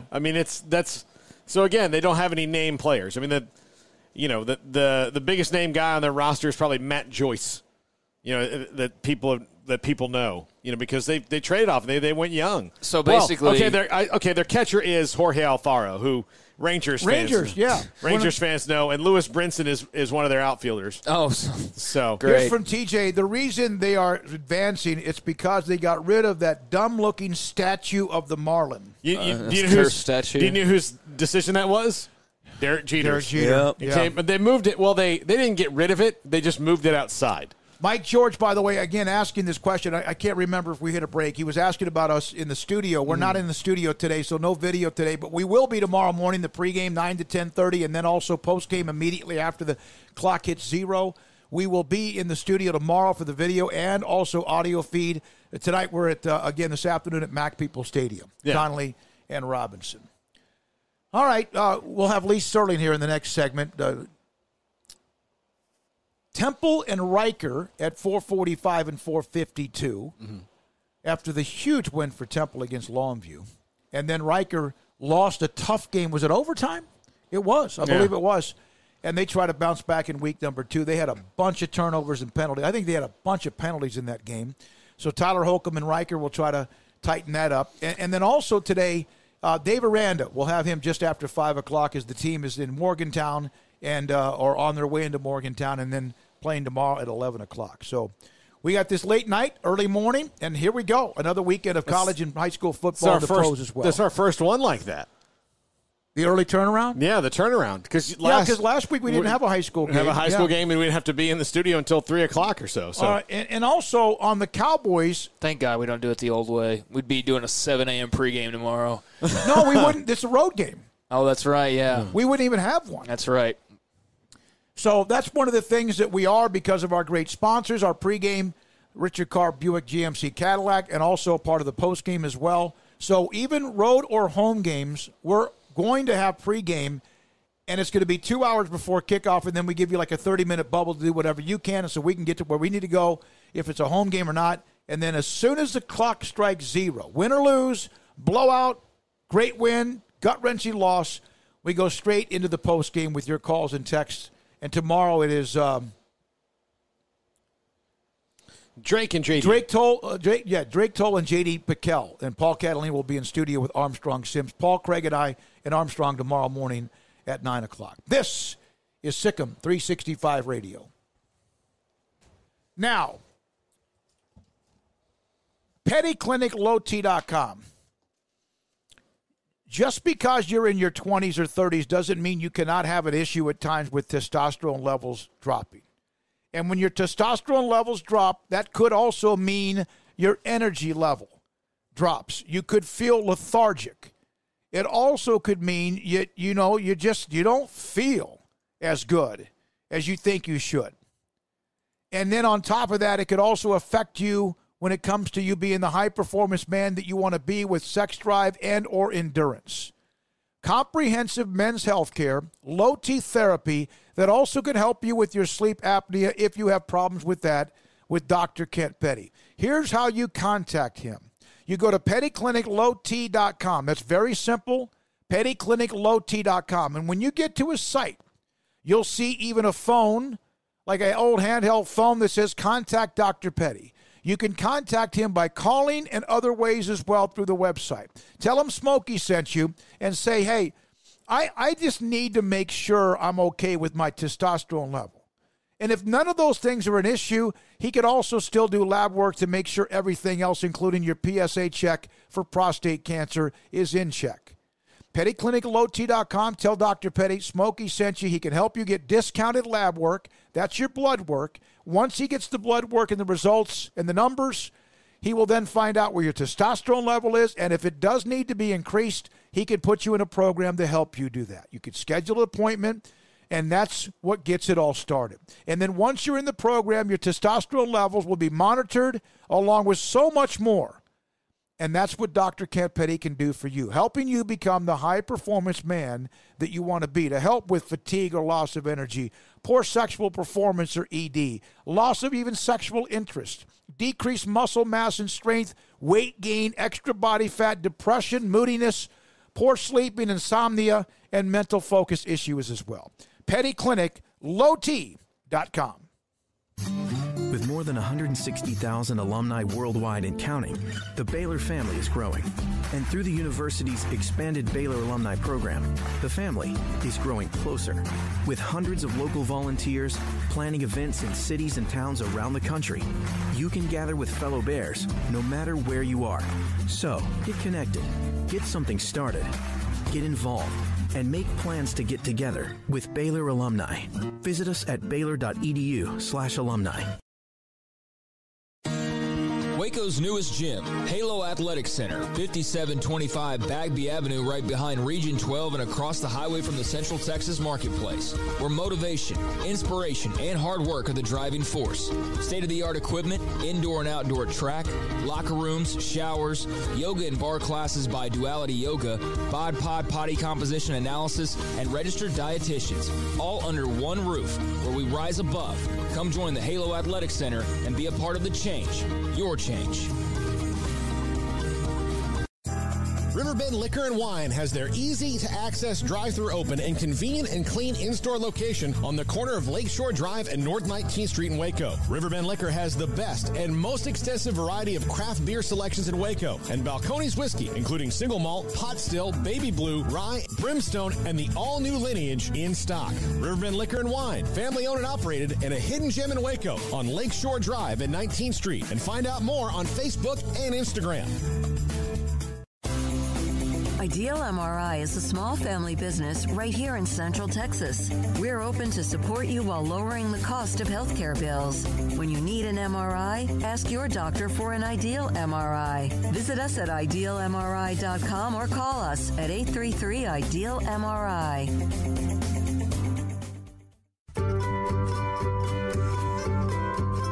You want to know why Stonewood Dental is so successful? Listen to what happy customers have to say. Pleasant. It's different than any other dentist office. I really feel like they care. And it's not that you're here for 2 hours waiting on someone to take care of you. It's quick and easy, and I bring my kids, and my kids love being here too. They really love the treasure box. Staff is really nice and accommodating, real friendly. You feel more like home. It's not sterile looking. Everybody has their own personalized rooms with decorations and decor, and they'll even have a blanket for you when it's cold. I've recommended people to actually come here, and they are patients now. I really love it here. It feels like family. Learn more, stonewood-dental.com. How do you get the job done? With power. Get all the power you need in a new Ram. Allen Samuels presents Ram Power Days. Extra special savings and special factory financing on all new models. Hauling families to great places. Doing chores, working hard. Allen Samuels will help you get the job done. Ram, the highest pickup owner loyalty in America. Shop, apply, buy online. We delivered. Allen Samuels, official auto dealer of the Heart of Texas Fair and Rodeo. Stepping into the boots of a U.S. Army officer can add confidence and leadership skills to your son or daughter's career path. See all the things they can achieve in our boots at GoArmy.com. U.S. Army Waco Recruiting Company, 254-598-8131 or 254-776-1543. Welcome back to Sikkim 365 Radio. The Sikkim 365 Radio app is sponsored by Alan Samuels Dodge Chrysler Jeep Ram Fiat in Waco. Your friend in the car business at Loop 340 and east of 84. Come by. Let's be friends. We'll have Lee Sterling momentarily, ParamountSports.com, on the games this weekend in college. Big 12 games, Alabama and A&M, also the Cowboys game against Cleveland, and even the game between Auburn and Georgia. So the UIL, Greg Tepper, and also the great folks at the UIL, Dr. Charles Brydup, they formed a committee, and we went through nominations of the best ever high school football teams, single-year teams, players, and rivalries, and they've been releasing like groups of 10 since a couple of 3 weeks ago. And I've got the list of everything, and of course, wait until they do their show on Monday afternoon, and then I am allowed to mention what they'll have on Monday's show. And this week, they released another group when it came to the best teams of all time. This is not to find out who's the number one greatest single team ever, whether it's Dangerfield or it's a Katy team or if it's an old Waco High team or whoever it might be. It's to name the top 100. And yes, there's some voting. You can go to TexasFootball.com for that. The group of three this week, as far as group 3 of 10, included 1994 John Tyler. I did their games. We were there when they beat Austin Westlake in the state championship. Craig, remember at the Astrodome in Houston? Yep. Included 93 Stephenville that was coached by Art Browse, 73 Big Sandy that had David Overstreet, Lovey Smith, among others, and Jim Norman, their head coach. But 66 Sweeney, 19, and that's the guy, who was the one we had on the show that went to Sweeney High School? Remember, he was a part of the desegregation and ended up going to Sweeney. Was that might have been Elmo Wright. Might have been Elmo Wright. Waxahachie of 92 was Scotty Phillips. Everman of 2001. Carthage, that was a great defensive team. 2017 Carthage. Odessa in 1946 and Odessa Permian in 72. Pflugerville 1958. Those were the group of 10 among the 100 best teams in high school football history. We'll get to the players, see who's anyone or anyone at all close to the Central Texas area, names that, of course, might jog your memory a little bit. All right, we're now joined by Lee Sterling, ParamountSports.com. Lee, every Friday at this time, joins us to give us 5 of his picks and then also a teaser and some opportunities for you to have a chance to be a part of many games over the weekend. Lee, thank you, first of all. Wow, how about this? Oklahoma with their backs against the wall in Ames, Iowa. Yeah, who would have thought so early? Their defense, usually it's mid-season or late season they fall apart, but this early, this is crazy. They had so many busts in coverage. And last year, Brock Purdy, he almost won the game. They were a failed 2-point conversion away from beating the Sooners and Norman. But they might be able to do the trip here because Spencer Rattler, I mean, everyone was anointing this guy the Heisman, or at least in the top 3 after a game. Now he goes on the road. He's got to face a sophisticated Iowa State defense that rushes the passer. They had 7 sacks last week.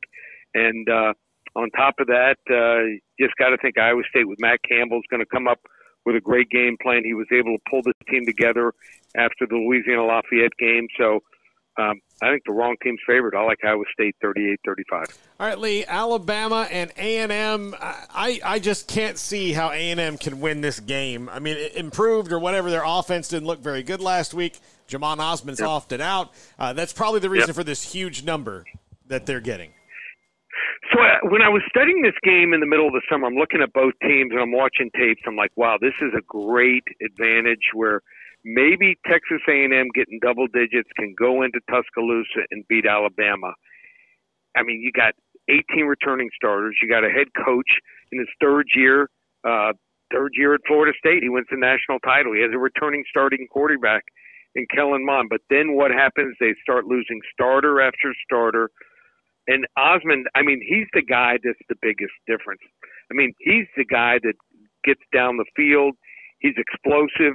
Now they're inexperienced. Kellen Mond looked lost against Vanderbilt. And on the other side, Mac Jones, it looks like he's settled in. He's been playing quarterback for 3 or 4 years. And top of that, Nick Saban never lost to a former assistant, 20-0. Alabama 45-14. Roll Tide. Lee, Texas has an explosive offense, some questions on defense. TCU has a great defense and some questions on offense. Longhorns 13-point favorites. What do you think? Well, last year they certainly weren't intimidated, TCU. They won 37-27. Max Duggan had 345 total yards, and he's back starting. Looks like he's healthy.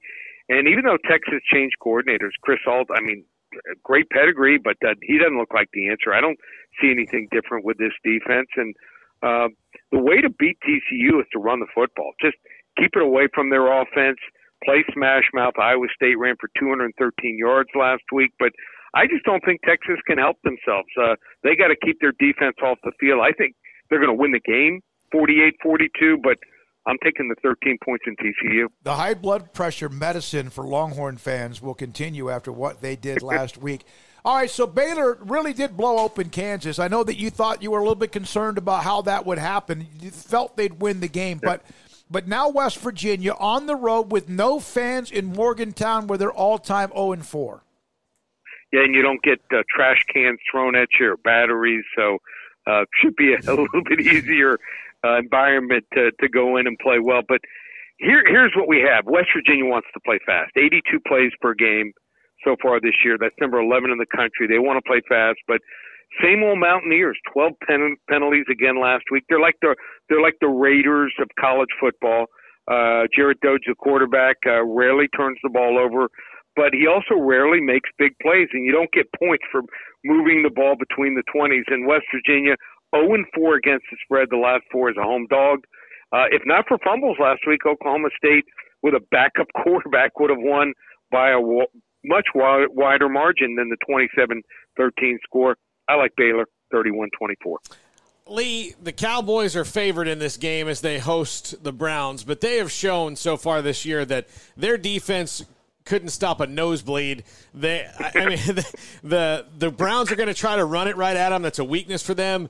I personally, and look, and I am no Vegas expert. That's why you do what you do, and I'm here. But I don't like the Cowboys in this game at all.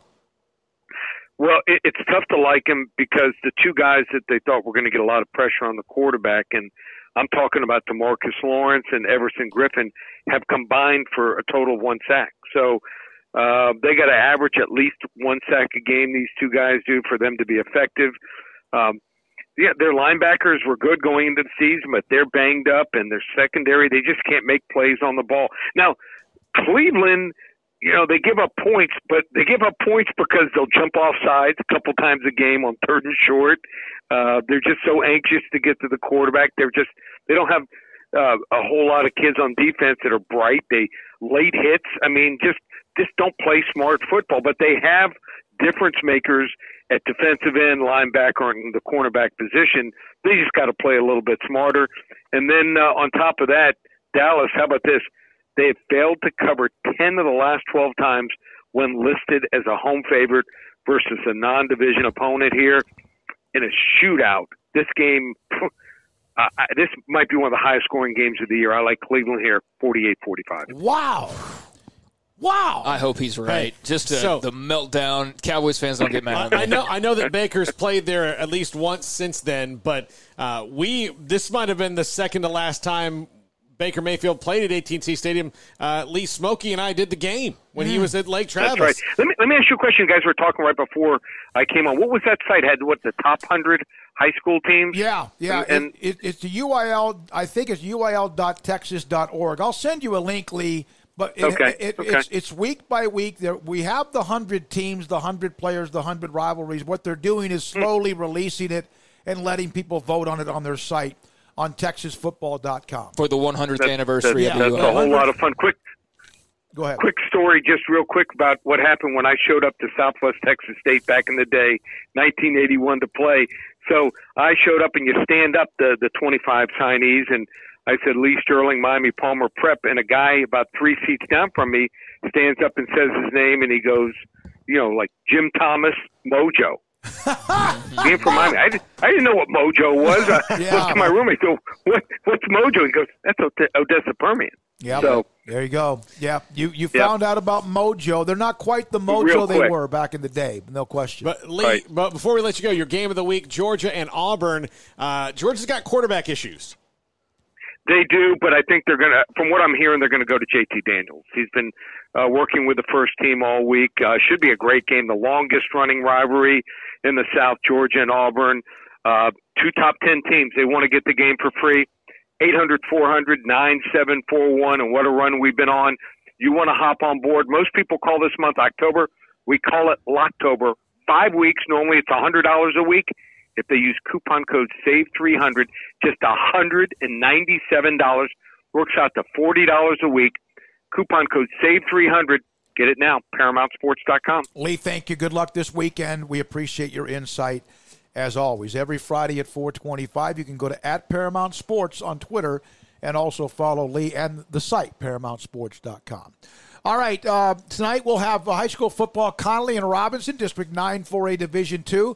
Looks like right now, and who knows what happens tonight, but it looks like Salado, China Spring, and Connolly, if you were to say the 3 teams. And then Robinson, Gatesville trying to figure out where they fit in. Who knows what happens? And, of course, Gerald, they're struggling. Amos Davison, he knew that when realignment came out and they moved up to Division 4. Or Class 4A, Division 2. He knew there would be a tough year. Like the guy, great guy, never, ever dodges anything. I asked him and called him and spoke with him, and good luck to them. But China Spring will probably be able to name their score tonight in that game down at Gerald. All right, it's what? Go ahead. Yeah, keep it here for about 6-7 more minutes. All right, okay, good. Now, we brought up the Cowboys.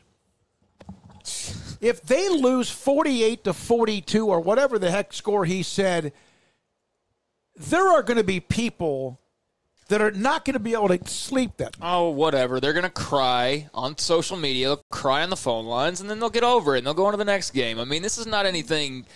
First of all, I'm going to disagree with Lee. I don't think the Browns beat the Cowboys. I just don't.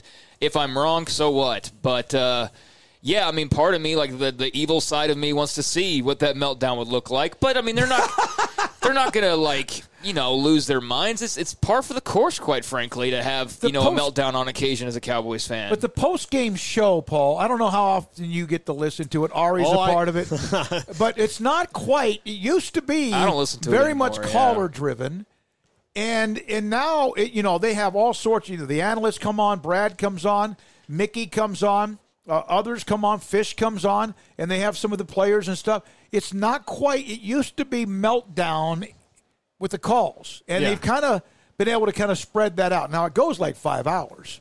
Yeah. But I used to. There was nothing better, especially with me. Everyone knows, born and raised a Washington fan, and they are terrible. But there was nothing better than going to a Cowboys post game after a loss, especially when they were good. Because that was not allowed to happen. Well, no, I mean, and I've many times covering games, the first thing what I hope I get to do, because, you're there for an extra hour and a half, 2 hours afterwards, but that's actually when the calls start to get, a little spicier, so to speak. Like that's another 6-pack into it, right? Yeah. So I would love to listen to that, because you get one guy who called me, look, I'm just not confident in the running game right now. The left side of the offensive line is unhealthy. And you're like, well, that's a reasoned, well thought out call. And the next guy's like, you know what I think? I think Xavier Woods needs to jump off a cliff. And you're like, whoa, dude.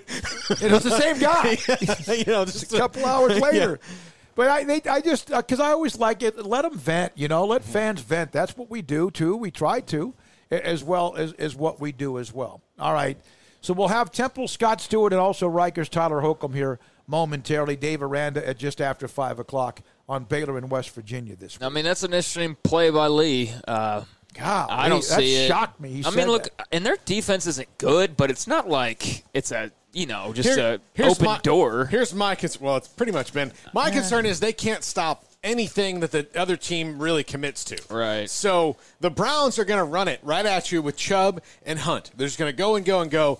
And the less here's that the Browns will win if Baker Mayfield throws the ball 25 times or less. If Baker Mayfield gets above that, then the Browns have decided we're going to try to go throw for throw with Dak Prescott, and they're not going to do that. But if they lose to Cleveland, does that make up for the lucky ending against Atlanta? Yeah, it does. I mean, it's just, but they're right back on track, and even, I mean, I know that the optimistic way to look at it is this team could be 3-0 because they've played 3 one-score games, but they needed the craziest thing ever to happen. The to max get they could be is 2-1. Max. But I'm saying like the super optimistic, like the fans will be like, well, they only lost to the Rams by 3, and if Michael Gallup doesn't get pushed off, all that, if this doesn't happen or that doesn't happen, or if Dak hits Noah Brown, then that game's go to over. Like, okay, then if you're going to play the if game, if normal football happens in the fourth quarter against Atlanta, they're 0-3. Right. And I thought when I saw this stretch of 3 consecutive home games, I'm like, Cleveland. See, this is where I'm not engaged enough because I haven't really I haven't been able to watch Cleveland much. Why not? I don't know. Teams turn them on. They're there. Watch them on Sundays. Well, you know what? I did see it. They've actually been against Washington. They've actually been twice our local. But so you're talking about these running backs, and I know how good Chubb is.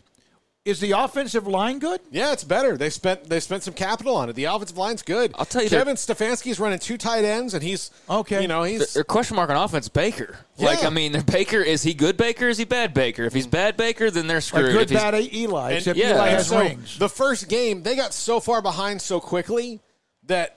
That's almost one you can't. Who they play like they played the Ravens. The Ravens. They played the Ravens. Just drilled them. But then in their next 2 games, and granted they haven't played excellent teams, but they've been able to dictate that game on offense by running the ball. So if they're able to do that with the Cowboys are in trouble. Now the thing that's good for the Cowboys is the Browns probably don't want to score 48 points. I mean, I'm sure they'd love to, but they don't want to get into a game like that. The Browns want to keep it to 24-27. The Cowboys could easily, haul off and score 31 and still, they did last week and lost the game. So I'll tell you what's insane, Paul. I've heard all this talk about the game this week. I haven't heard Odell Beckham Jr.'s name more than once. Don't need to. Don't even think about it. Yeah, no, it's I'm on the Browns you, and nobody even thinks about it. I'm so tired of, and I know that he makes the spectacular pregame catches, and I'm so tired of that little video of him with one hand. Michael Gallup makes more spectacular catches. It was a great play 5 years ago. By the way, that play he made with one hand against the Cowboys, they lost that game. They did. Yeah. They lost that game. I get that because we're in that highlight type,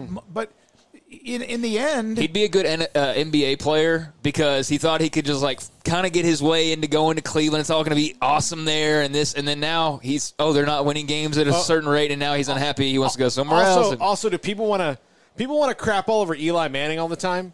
But guess what? Odell Beckham's best years were when Eli Manning was his quarterback. Yeah. So again, was it Eli or was it Odell? Or sometimes it's both guys work well together. That's what you sign when you're good, is when you make each other better. Can the Cowboys remain in first place if they lose? They can, can't they? Is that if everybody else does. Everybody else loses. Everybody else in that division is awful. And the Giants are who the Giants play. The Giants are playing somebody I don't think they're going to beat. I can't remember off the top of my head. That could be Troy. Yeah. They wouldn't be able to stop Zach Robochik. By the way, Kareem Hunt was questionable this week, and he practiced today, so it looks like he will play. Cleveland, yeah. That's a nice little I think alternate, Tyron Smith's going to play. So, and they need him to. And then not practice all week and then play again, and then not practice all week and then play again. And he's got that veteran schedule. The Redskins are playing the Ravens. That's it. Yeah. They're 1-3. That they'll be 1-3. will not really work out all that well. The Giants are at the Rams. Yeah. And the Eagles are at the 49ers. That's the Sunday night game. That looks like it could be at least a 1-3, 1-3 at the best. And now the 49ers have. They've got everybody out. But they won last week with everybody out. 36-9 over the Giants. Yeah. All right, so coming up, we'll hear from Scott Stewart, head coach at Temple. That was such a nice win against Longview. Their quarterback, Arizmendi, was fantastic in that game. He came out chunking 4 touchdowns, and then also Riker trying to bounce back from an overtime loss. And then my conversation with Dave Aranda. This is Sikkim 365 Radio. Riverbend Liquor and Wine, a hidden gem in Waco, Lakeshore Drive, and North 19th Street. I love their drive-through window. As a matter of fact, I'll probably go visit it tomorrow at some point. I'll drive through. I'll say I would like, some Balcones Lineage, and they've got that in stock. I would like some Tito's. Boom, they got that in stock, and they'll give that to me. They've also got a fantastic selection of craft beer in that walk-in fridge. They're clean, fantastic in-store, so if you want to go in there, it's awesome. Plus, they just have the expertise to know what you might need. If you're trying to pair something, you're trying to maybe make some cocktails for a dinner party, you're trying to pair a wine with dinner, you have a question about some of the craft beers, their people will tell you what the best is, what you're looking for, something that'll impress your guests and your friends. Riverbend Liquor and Wine. Check them out on Facebook and Instagram, Lakeshore Drive and North 19th Street. Texas Farm Bureau Insurance in McLennan County takes pride in backing Central Texas football. Our agents would like to help with your insurance needs. Call 254-772-8090 for an agent near you. Southwest Sports Medicine and Orthopedics, the team physicians for Baylor Athletics, specializing in diagnosis and treatment of any and all sport-related injuries, celebrating over a decade of service to Central Texas. They tackle all surgical and non-surgical problems that arise from an active lifestyle. Trust the doctors that Baylor trusts, and when injuries sideline you, don't wait for Monday. Join us at 8:30 on Saturday mornings for a post-game injury evaluation clinic. Southwest Sports Medicine and Orthopedics. We get you back in the game. From the first workout to the last practice, sports is an incredible challenge. Hi, this is Dan Engel with the First National Bank of Central Texas, and we're proud to support each athlete, every parent, and our educators. From families, small businesses, to the biggest industry, we're here to help. With remarkable products like instant issue debit cards free at all of our banking centers, we've got banking ideas that fuel big dreams. The First National Bank of Central Texas. Familiar faces making local decisions. Member FDIC, Equal Housing Lender. How often have you said it's time to get in shape? Every day, every week, every month, maybe for as long as you can remember? How about starting today? I promise if you'll just join Waco Regional Tennis and Fitness now, you'll thank me later. Hi, this is David Smoke, offering a variety of 40 group exercise classes every single week, including boot camp on Tuesdays and Thursdays at 5:15, plus spin, body shaping, Pilates, yoga, and bar. And there's a free kids club as well. Waco Regional Tennis and Fitness open Monday through Thursday, 5 to 10, Friday, 5 to 8, Saturday and Sunday, 7 to 7, and personal trainers, Christian London and Randall Corley. World-class tennis facility with pros Britt Coleman and Joe Rosa with lessons, camps, and special events. Spacious and clean workout rooms, locker room for men and women, both with a whirlpool and sauna, and now there's touchless bottle filling stations. No intimidation, tremendous camaraderie, an entirely new atmosphere, and yes, you can do this, but you have to walk through the front door. It's time to react today, not tomorrow. Waco Regional Tennis and Fitness on Lakeshore Drive in Waco.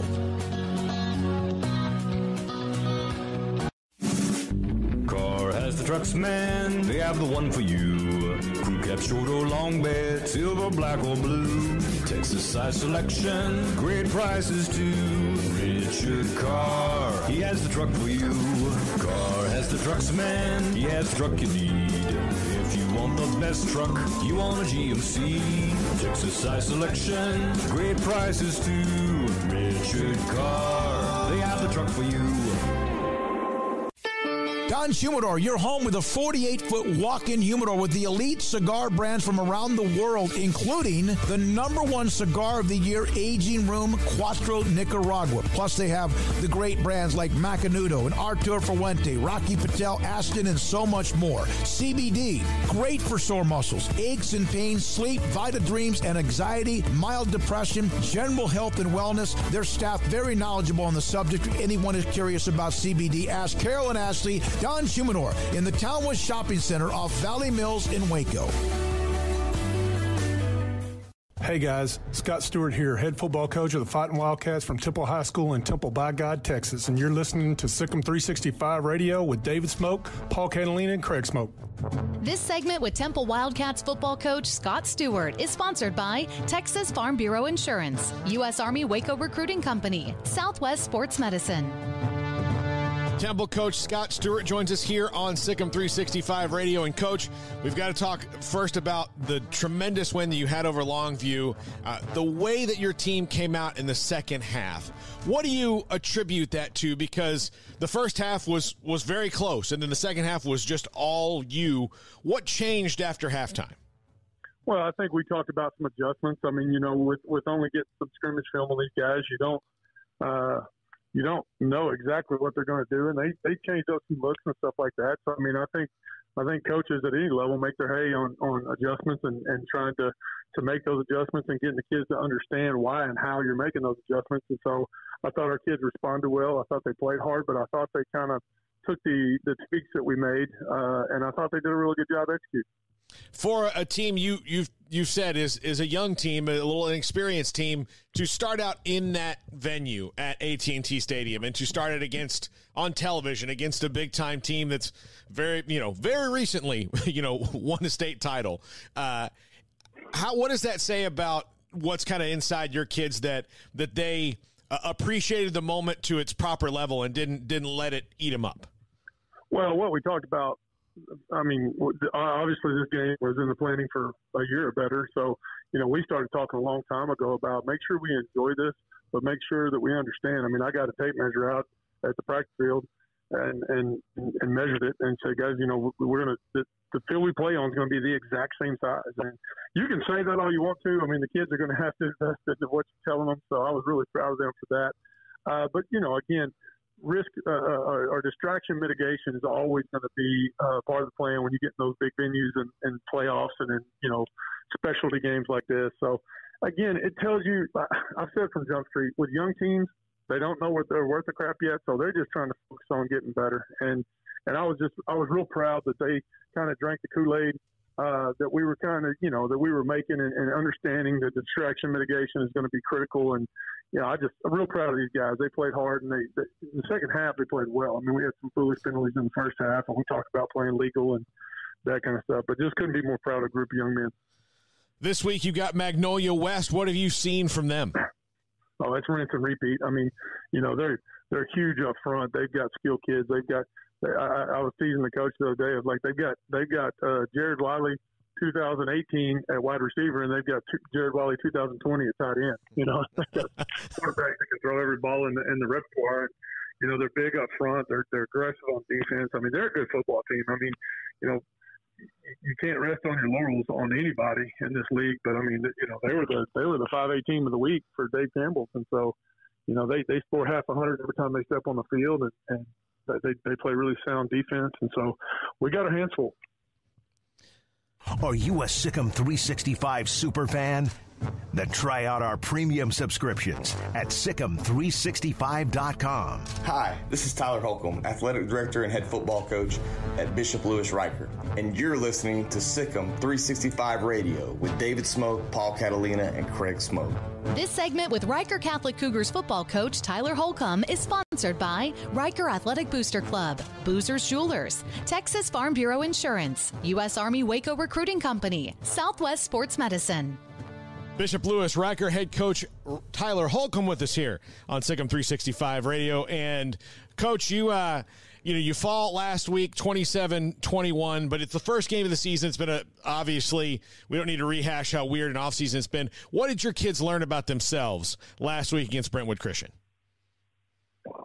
Learned that we're not as good as what we think we are yet, and I think it was a nice slice of humble pie. I feel like this is going to be a positive thing for us moving forward. We came in Saturday morning, kind of licked our wounds.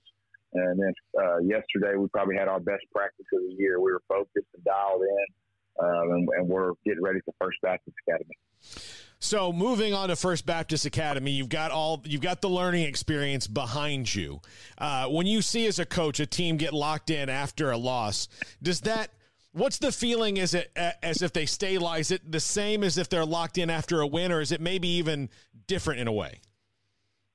Well, for us, with us having so many new guys, it's encouraging to see because we're still waiting for everybody to gel. We have 9 seniors on this team, and so we want to see who's going to take the rope and take ownership of this football team. And our seniors have done that this week.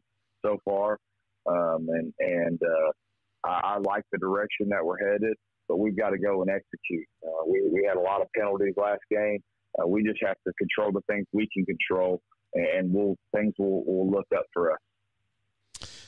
So what do you expect to see out of First Baptist this week? What kind of things are they going to throw at you? Well, they love the blitz. They're going to try to bring pressure offensively. They throw the football. Coach LeBourne does a great job down there.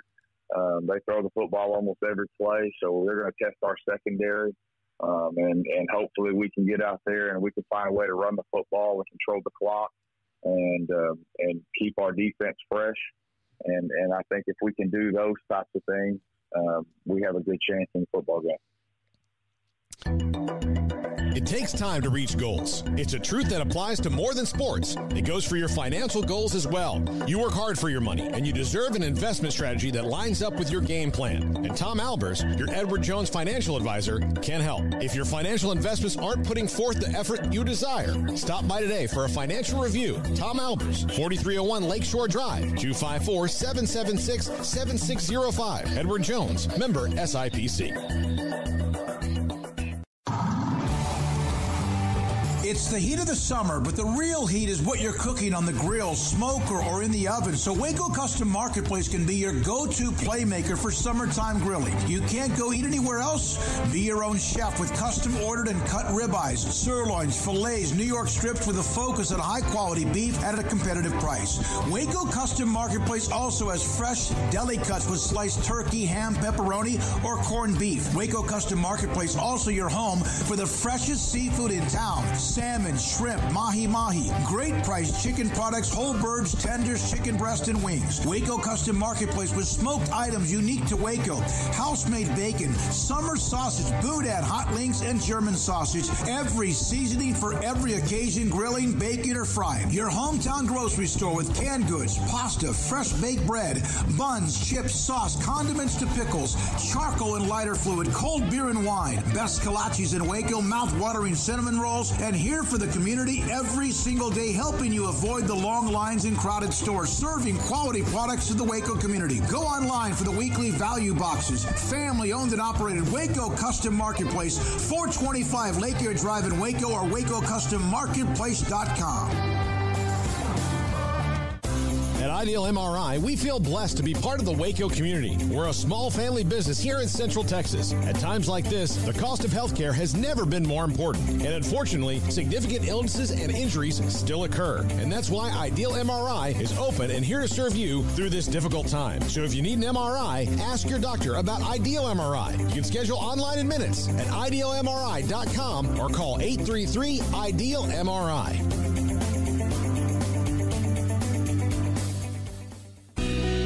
Camille Johnson Realtors guide you seamlessly through the process of buying your dream home or selling your current one. Commercial, farm and ranch, or residential, Camille Johnson Realtors can smoothly and successfully lead you through any transaction. With a team of 28 experienced agents who are excited about serving you, Camille Johnson Realtors services the entire greater Waco area. If you're in the market to buy or sell, contact Camille Johnson Realtors, 104 Midway Center in Woodway, or find them online at www.camillejohnson.com. Camille Johnson Realtors, elegant, charming, warm. Welcome home.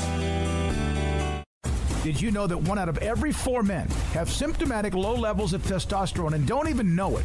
And if you think you're too young to worry about it, guess again. Low T levels can make you feel tired and grumpy, cause weight gain, and wreak havoc on your sexual desire and performance. Petty Clinic Low T can set up same-day blood screening and results, so if you're tired of being tired, I challenge you to man up and Google search Low T Waco or go online pettycliniclowt.com. It's a private clinic with an atmosphere catering to men. Affordable, only $150 a month, includes lab work, office consultation, testosterone injections, follow-up visits compared to $395 a month in Dallas or Austin, and you don't have to fight the traffic. Petty Clinic Low T as board-certified physician consultations will provide the best form of brand-strength testosterone available. Contact Petty Clinic Low T today, just off Highway 84 and Old Hewitt Drive in Woodway. Petty Clinic Low T, helping men become the high-performance men they deserve to be. PettyClinicLowT.com or Google search Low T Waco. Welcome back to Sikkim 365 Radio. Love it. To the edge. To the pylon. Touchdown, Baylor.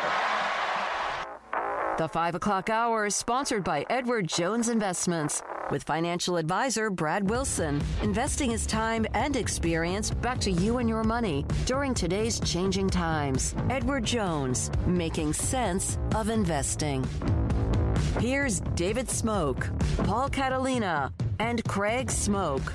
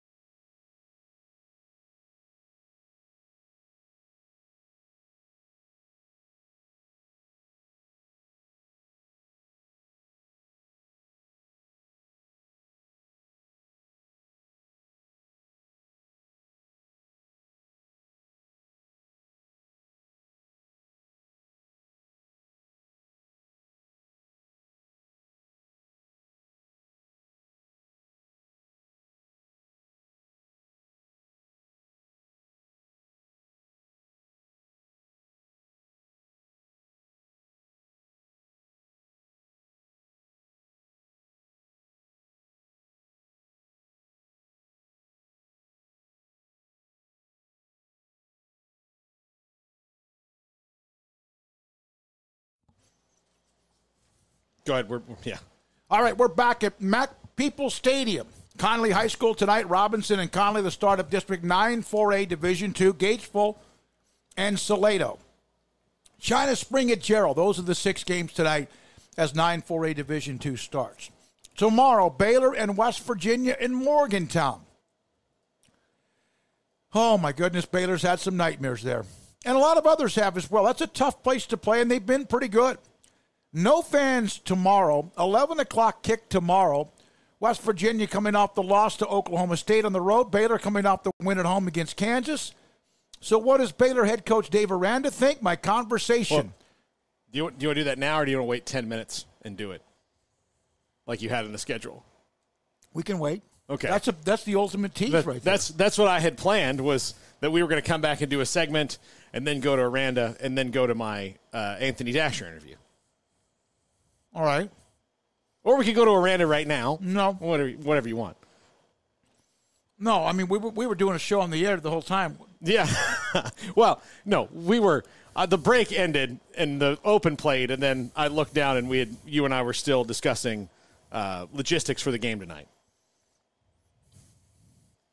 All right, so let's discuss Baylor and West Virginia. I think you'll have at least 2 of the 3 offensive linemen back. I think all 3 will be available. The question is, what about the conditioning of Bettier and Burton and even Newman? I would think Newman is probably in better shape, given that his was definitely a suspension. And with Betty, you mean he's run some gassers and maybe done some. I mean, he's been practicing and doing all those things. If it's Betty and Burton are anything other than injuries or sickness or whatever, that'd be more concerned about that. With Newman, he was, the only reason he didn't play last week is he was suspended. And so now that his suspension is over, the only thing that he missed was the 1 game. He's still working out. He's still doing all that. I would be more concerned about anybody who's injured or anybody who's coming off of the COVID list. I would be just concerned about their conditioning or how long they can go. And again, we don't know who exactly has had it or not, but just knowing guys who are missing time, COVID's a real possibility. So if you've missed time, I mean, they got a game canceled because of COVID, so there's guys going to be coming back from it. If you're injured or coming back from COVID, I think you're going to have there's going to be a curve for you to get back in.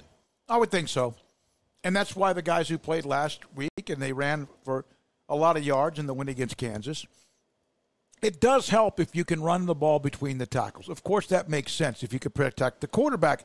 If you could get after the other team's quarterback, if you don't turn the ball over, all those are fundamentals of football. But I saw last week Baylor, even with it being Kansas, run the ball between the tackles and at least be effective. I think that's something they're going to be able to really do now. I mean, they've got, a lot of these guys are, now in their 3rd and 4th year, maybe 5th year in the system. They're finally... they didn't get a chance, I think, the first couple of years to really condition into what they needed them to be. Now they have. They've got those couple of years of conditioning in. They're stronger. They're bigger. Craig mentioned it a couple times last week. The team looks like they are junior and senior laden now, and they've not been that for a couple of years. So they're a junior and senior laden team. They're going to be bigger, ready. They're not really kids anymore. They're young men. So now you've got kind of a team of young men ready to go, and I think they'll be better at running the ball. The one thing that, and this drove Matt Rhule and his staff nuts was if it was 3rd and a yard and a half, they're better off throwing the ball because they could not knock somebody. It didn't matter who it was, if it was Kansas or if it was Oklahoma or if it was West Virginia. 3rd and 1.5, 2, they could not line up, hand the ball off, and knock somebody back. Yeah. They just weren't going to do that. So that's what this team, I think, will be able to do, especially when they're full strength in the offensive line. How demoralizing can that be? That's awful. I think it is. I mean, it's one of those. That's why Charlie took some unnecessary hits near the goal line because he was their best opportunity. And some of those piles and quarterback, he's being stood up. Even if he scores, he takes those extra hits on the head and shoulder. I mean, you can't move somebody. That's hard. I mean, that's demoralizing. Yes, it's very demoralizing. And the sign of a great team, though, Smokey, and the teams that win conference and national titles, and this is where every team wants to go, and this is where Baylor would like to try to get to, is when your lines can assert their will. So 3rd and 2, they can run whatever play they want to, whether they're going to run a quick pass or they're going to line up and run at you. They're going to do what they want to do. On defense, it's when, all right, you're going to try to get a 3rd and 1 or 3rd and 2. No, we're going to assert our will on you. And Baylor was there on the defensive line last year where the defensive line asserted their will quite often. The offensive line just really couldn't do that. And I think that's the next step. And the weird thing is it usually happens in the other way around because linemen are hard to find anyway, but defensive linemen who make plays are really tough to find. Yeah, the Bravion Roy right there in the middle was just, we didn't see much of that being missed last week, but he just occupied so many people. To me, if you can, at least if you've had what I consider above average success on 3rd and short, which would be 3rd and 1 or 2, running the football, that sets you up to do anything you want, like you said.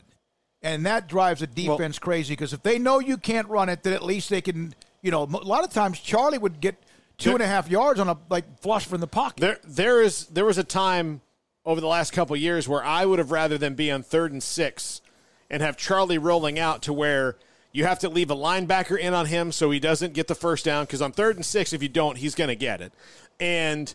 Or you have to, or he's, they're going to throw for it. Because I had the confidence that he'd do that, but I didn't think, if it was 3rd and 2, you're like, oh, well. I didn't know what was going on. I was like, that's it, and you don't want a team to be better in 3rd and 7 than they are in 3rd and 2.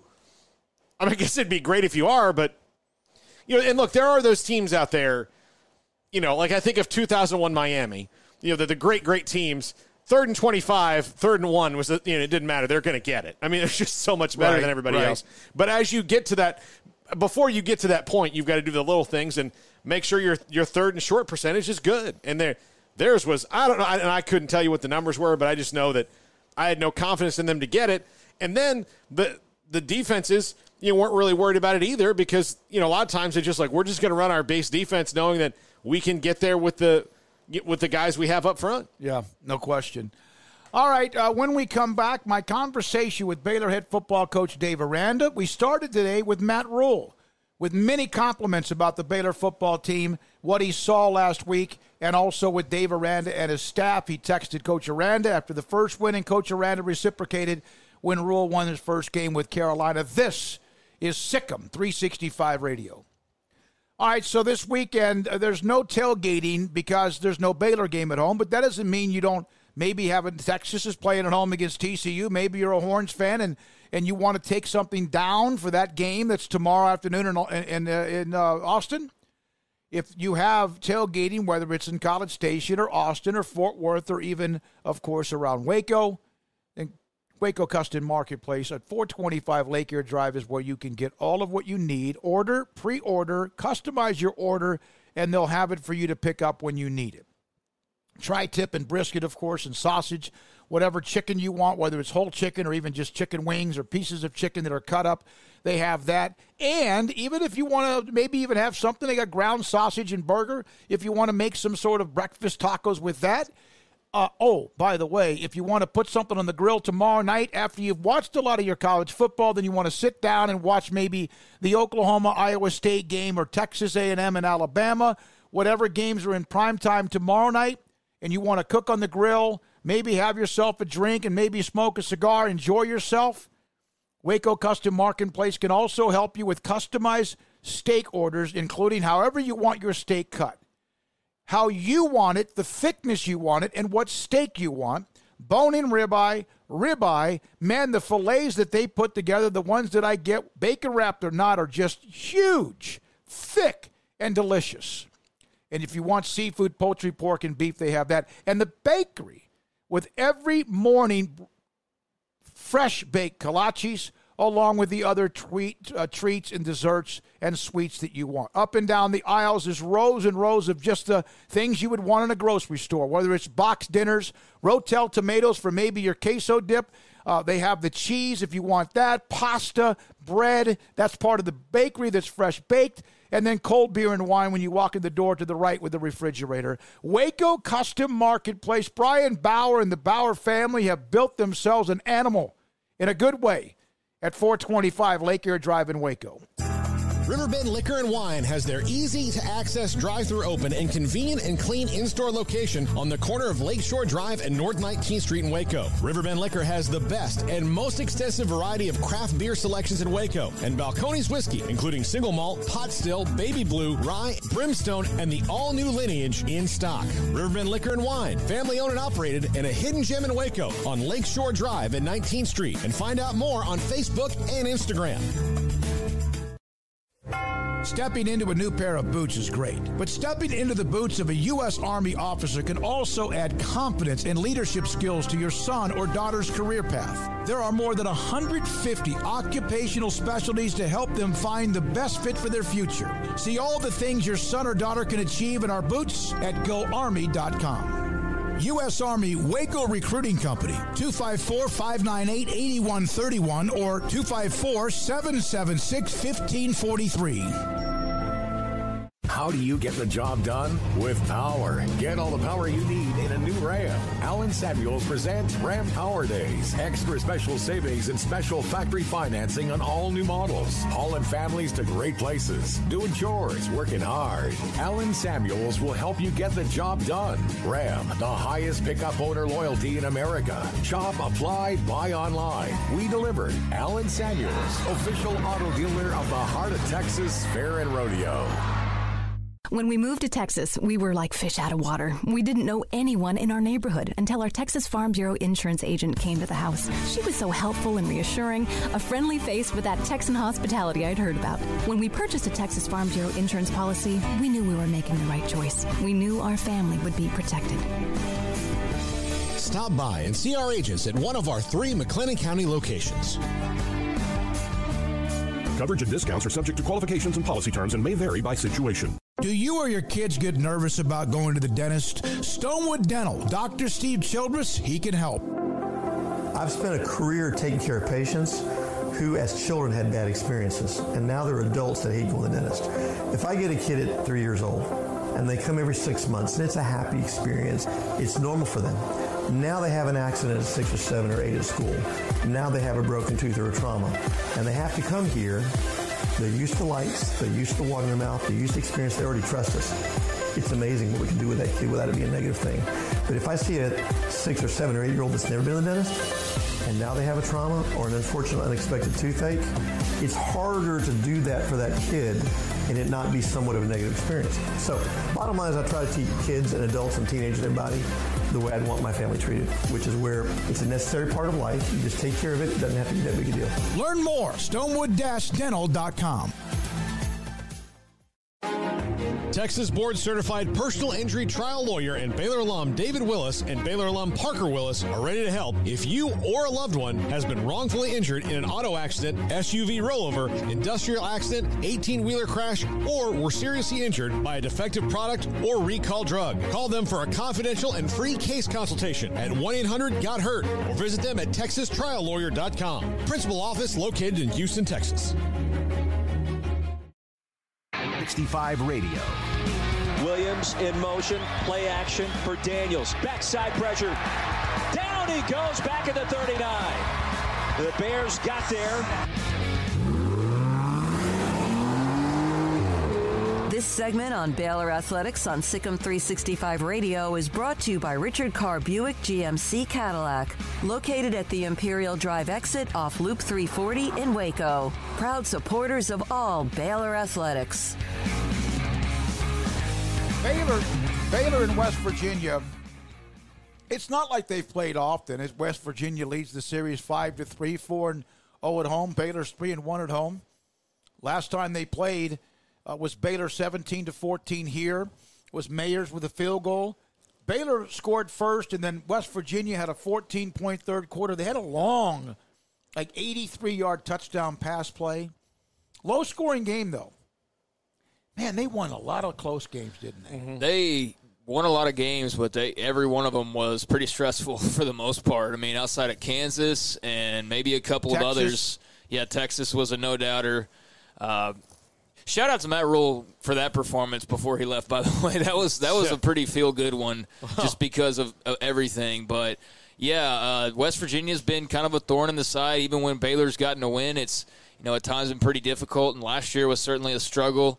Even though they controlled a large portion of that game, they could just never open it up. And they did a better job of protecting Charlie Brewer than in the couple of years prior. But, still 8 sacks last year. So I got to say they protected him. His numbers were good, much better than, I believe, his first 2 appearances. But, 8 sacks, you just can't do that. And I threw out the stat, 30-something tackles for loss and 15 sacks in the last 3 meetings. So that's got to change tomorrow. All right, so the history in Morgantown, it started with that crazy.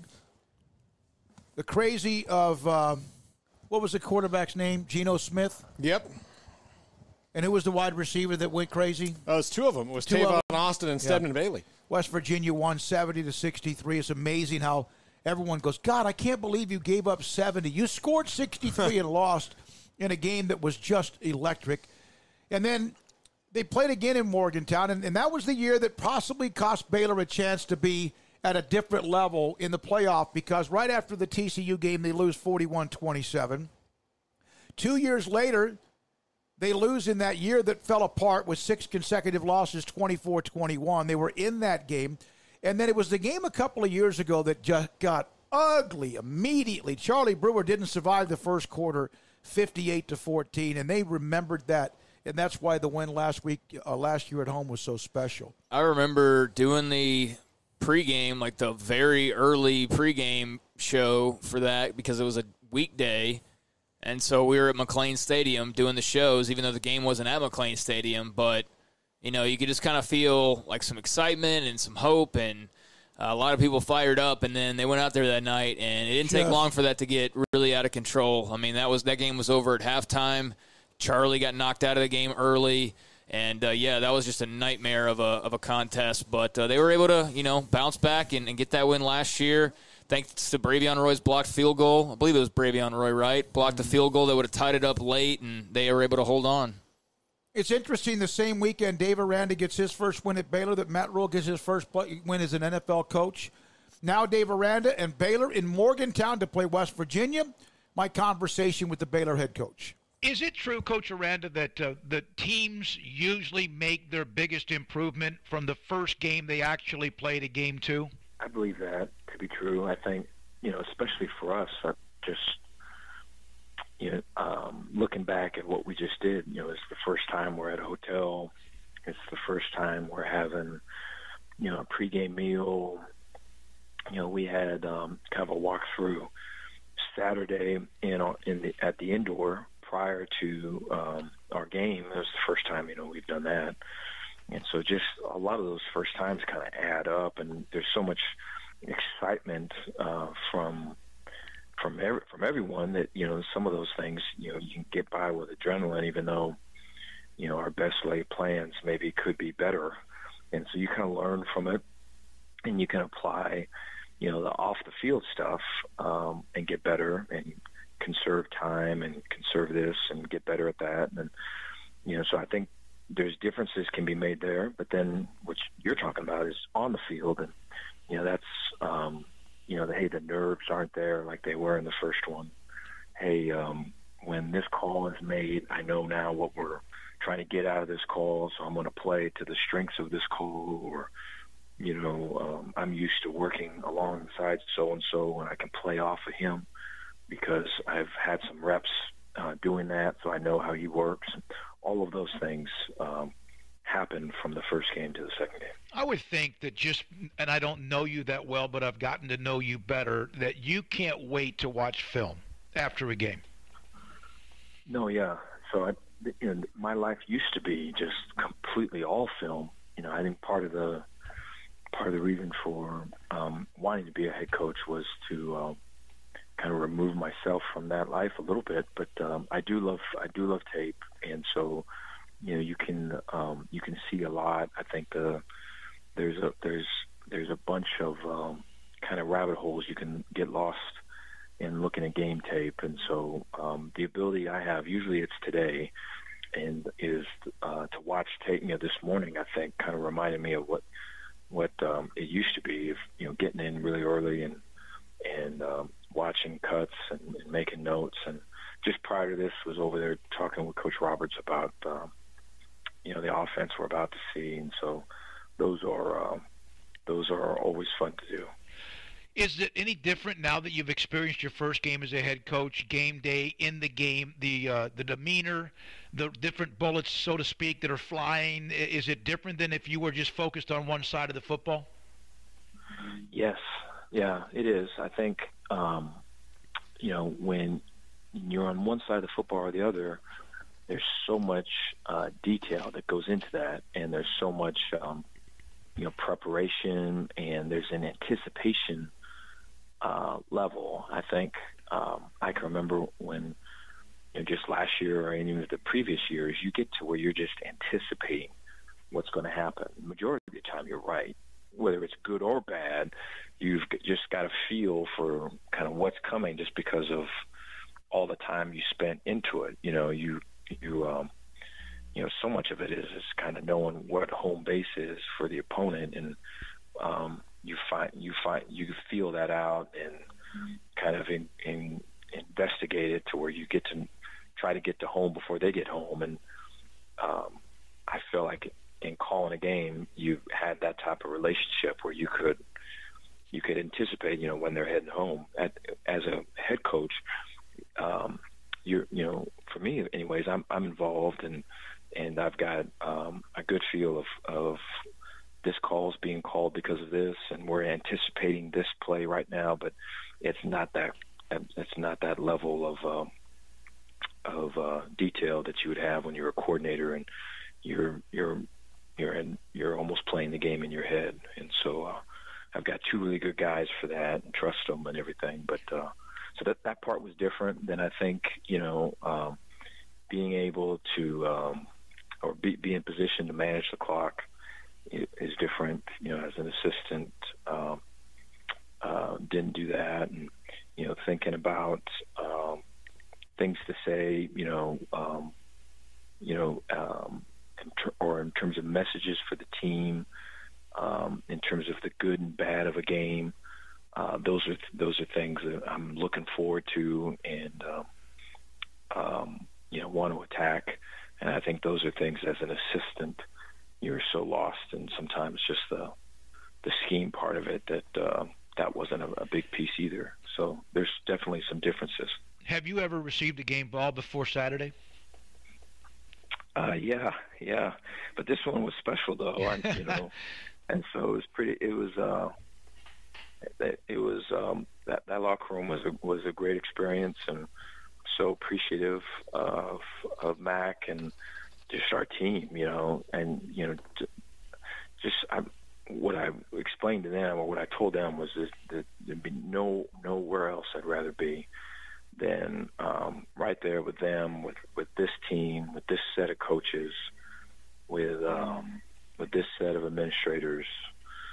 I mean, it's just a bunch of special people. I think we all see that there's things that are bigger than football, and I think that kind of sets the perspective on kind of how we attack our day-to-day, and I think that means everything. How much do you think the locker room is just the relief of finally getting a chance to unwind, win the game, whatever, play a game? But also, you played a lot of people. You were able to play guys who were preferred walk-ons, who are great stories like Jackson Shupp, or people like Gavin Holmes, who was able to come back from the bad injuries. How much do you think that helps morale when so many get a chance to play and a win? No, it does. I think when we've talked quite a bit about just being the best team, and so not necessarily the best. We're fully intent on having the best plays, and we believe we got the best players. But past all that is just being the best team, and that requires being the best teammates. That requires being coaches that see beyond the players and see the person. That requires our players to be the best version of themselves, people-wise, and I think all of that's real, because when you have all of that, and then you're playing for more than yourself, and you're playing for others, and there's a shared commitment that you don't want to let anybody down. You don't want to let the next guy down. You want to see them happy. You want to see them achieve their goals, and you want to help them. And that's a team, and I feel like we were able to experience some of that on Saturday night. Have you ever been to Morgantown and played a game as an opponent? No, this will be first time. There's no crowd, so obviously that does make it change. Your thoughts about Neil Brown and what he's done in the game this week? I've got a lot of respect for him. Just knowing him as a person is very quality guy. I think he's got a great heart. I respect him greatly. I think his knowledge and is very strong football-wise. But the thing that strikes me about him is just how he treats other people, and everyone that I talk to about him shares the kind of the same view that I got, that he's just a great dude. And so, that, and then he whooped us pretty strong, made national headlines back whenever that was at LSU. He's at Troy, and so that's the second thing that comes in my mind there. And so very strong coach, strong program. It's going to be a challenge for us. I know that the demeanor that you have on the sideline is who you are, and you've always referred to be who you are. Did you find yourself getting caught up in the emotions at times, and did you have fun? Was it enjoyable throughout the day? It was, yeah. I think the game was fun. To see our kids having fun, and to see them want to compete and really striving for growth, man. You could see that, from, an example would be that first drive. They come and score, and we're kind of trying to get our cleats in the grass there, and not quite. When we come over to the sideline, and there was no drama really. It was really kind of clear cut. Here's what we got to do to get better, and there was great ownership, and I think that moving forward, there's such a confidence, and the more clear we can be with kind of where everything's at and speak the truth in adverse times, the better we're going to be on the other end of it. And I thought that came to light Saturday. How many text messages did you have Saturday night, or as you woke up Sunday morning? Yeah, a fair amount. It's pretty cool. Yeah, it was pretty neat to do that, and I appreciate all of that, and was able to get back to all of them. And what that does for me is it encourages me continue to try to do stuff the right way, because when you have people watching, you know, and you have people that want to follow and see, you know, for me, I want to be able to uphold just our standard of performance and try to do stuff as well as we can do it, and treat people right in the process. Special teams, you kick coverage, punt coverage, touchbacks, 47-yard field goal, extra points perfect, punt it down at the 1-yard line. We know about the kick returns from Ebner. Could it have been any better? You've mentioned that's the separation from good to great or average to good when you have that kind of special teams play. Yeah, you know, I'm really proud of Matt Powledge and Javi did, and he was continuing to do. And we had a lot of starters on those units. They really they take a lot of pride, and they want to be there. They want to play on teams. They want to contribute in that way. And so when you have that type of athlete and character and buy-in, you can't help but get stuff done. And so great challenge here coming up. West Virginia's got a pretty good outfit there on special teams, so that'll be a major piece in this next game. Dave Aranda, head football coach at Baylor, on Sikkim 365 Radio.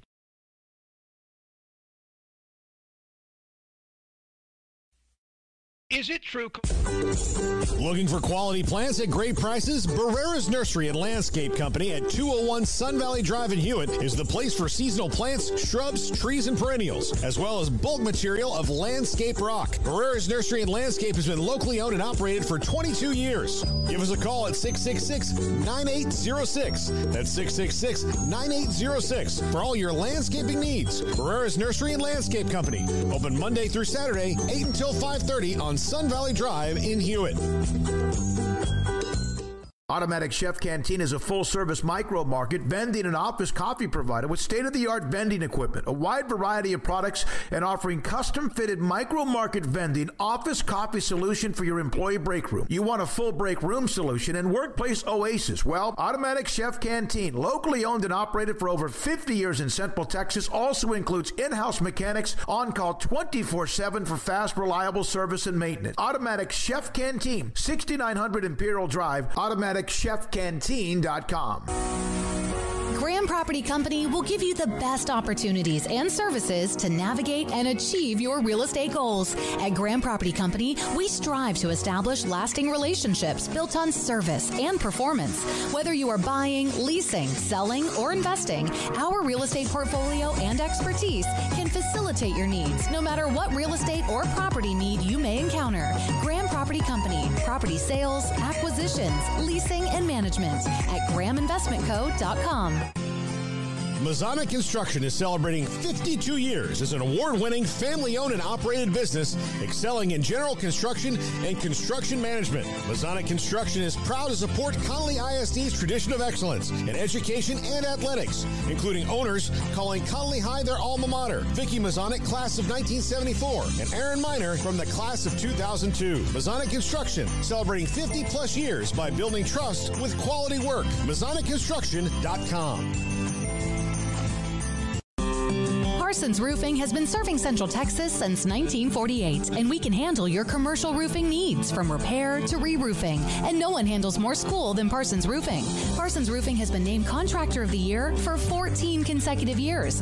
Parsons Roofing, a name Central Texans have trusted for over 70 years. It's not just a roof, it's our reputation.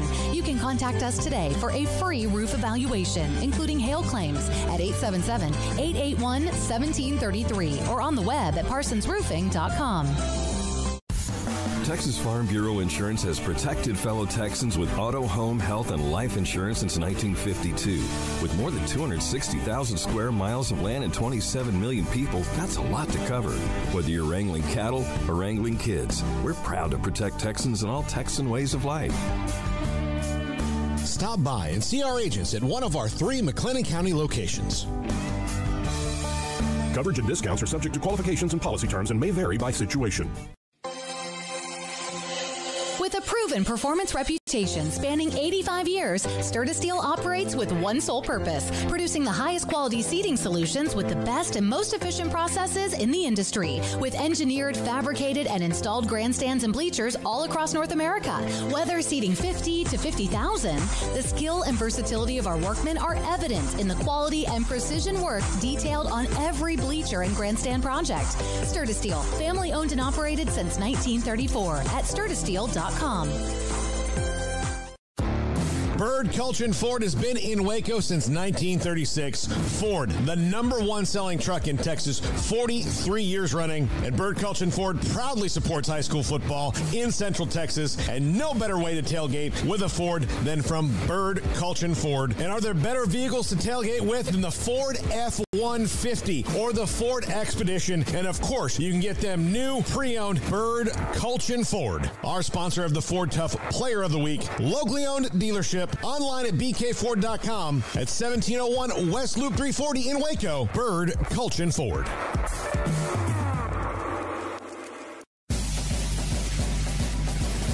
This is Paul Catalina's College Football Focus.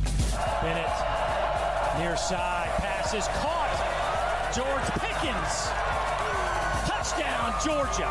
Our college football focus, the Georgia Bulldogs. Anthony Dasher, UGAsports.com, joins us now. And Anthony, last week, the opener, the offense sputtered in the first half. Then Stetson Bennett comes in, a former walk-on, and leads them to some offense. Now, they've got their quarterback cleared in the USC transfer in Daniels. How big will that be for them to moving forward in the season, especially against Auburn this week? Well, ultimately it'll be a big deal, but still not sure if he's going to play this weekend or not. It's one thing to be cleared, it's one thing to be ready to play. You know what I mean? He still has to go through practice and show that he's ready to execute and do all those type of things. So it's still, we're still very much up in the air if he even gets the game. On Saturday. That's why I still think as of right now, I still think Stetson Bennett is going to be the one to at least start the game out anyway, and depending on how he does, will dictate, whether or not JT gets an opportunity right now. So, can you imagine a more tumultuous quarterback situation than the one that Georgia has gone through in the last couple of months, with Jamie Newman, the Wake Forest transfer, expected to come in and start, I would assume. I mean, he was very good at Wake Forest. And then, JT Daniels also, has to go through that transfer process. He's there. And then both those guys not available for the opener for different reasons, with Jamie Newman opting out and being hurt. How do you deal with this if you're Kirby Smart, especially given all the weird stuff that's gone on anyway? Well, right now, for Kirby's definitely being weird. I started by saying that. Nobody, saw the, Jamie opting out like he did.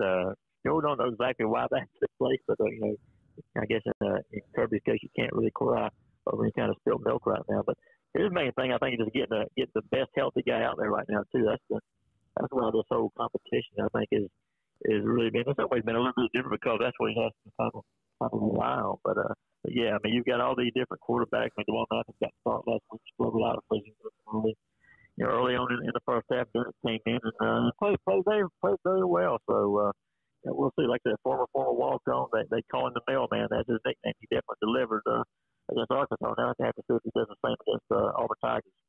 But the good news for Kirby Smart is it doesn't appear that his defense has changed all that much. He's still got a dominant defense. He's still one of the best defensive minds in the country. He's still got that great defensive staff. So will this be pretty much what they rely on, even if JT Daniels comes back here in the next couple weeks? Is this still a team that's heart and soul is knocking you in the mouth and not letting you score that much? Yeah, no question. I mean, this is a defense, that led all the college football, last year, in point scored and total defense, and most of those guys are back, for this season. So, yeah, I mean, even if, everything had gone perfectly with the quarterback, I mean, this is still going to be a team to rely very heavily on the defense. And I've said it before, athletically, on the hoof, this is the most athletic defense I think I've seen Georgia have in all the years I've been covering. That's over 20 years now. But yeah, defensively, it's definitely going to be something they hang their hat on this fall. this is a team that certainly has college football playoff aspirations. With the quarterback turnover and all that, do fans have to temper that just based on how much, up and down there's been at that position? Or if this is a team that's based around their defense like it has been forever, does that really change as long as the quarterback, whether it's JT Daniels or Stetson Bennett, can be consistent? No, I think it definitely tempers a little bit. I mean, while it certainly is great to have an outstanding defense like Georgia does. I mean, we've seen over the past few years, you got to be able to score points. I mean, LSU would have done what they did if they had not had an explosive offense. So, and once you get to the playoffs, you've got to be able to score points. I mean, that's just the bottom line. And I know for a fact that Coach Sport wants to get this quarterback situation, settled, I guess you want to call it that, as quickly as possible, that the offense start building consistency. But right now, they're just in my mind, and with my feeling, there's still a few too many questions right now to kind of be jumping on the playoff bandwagon with Georgia. But we'll see. We'll see what happens later on. Well, Auburn comes in. Bo Nix, his now looks like he's through the end of last year, and of course last week he looked pretty good. Looks like he's established. What do you think the biggest challenge for Georgia against the Tigers will be this week? Well, it's going to be Bo Nix. I mean, Auburn's running game, struggled last week against Kentucky, and then Georgia has a chance, I think, to make Auburn one special. That's going to be, I think, the key.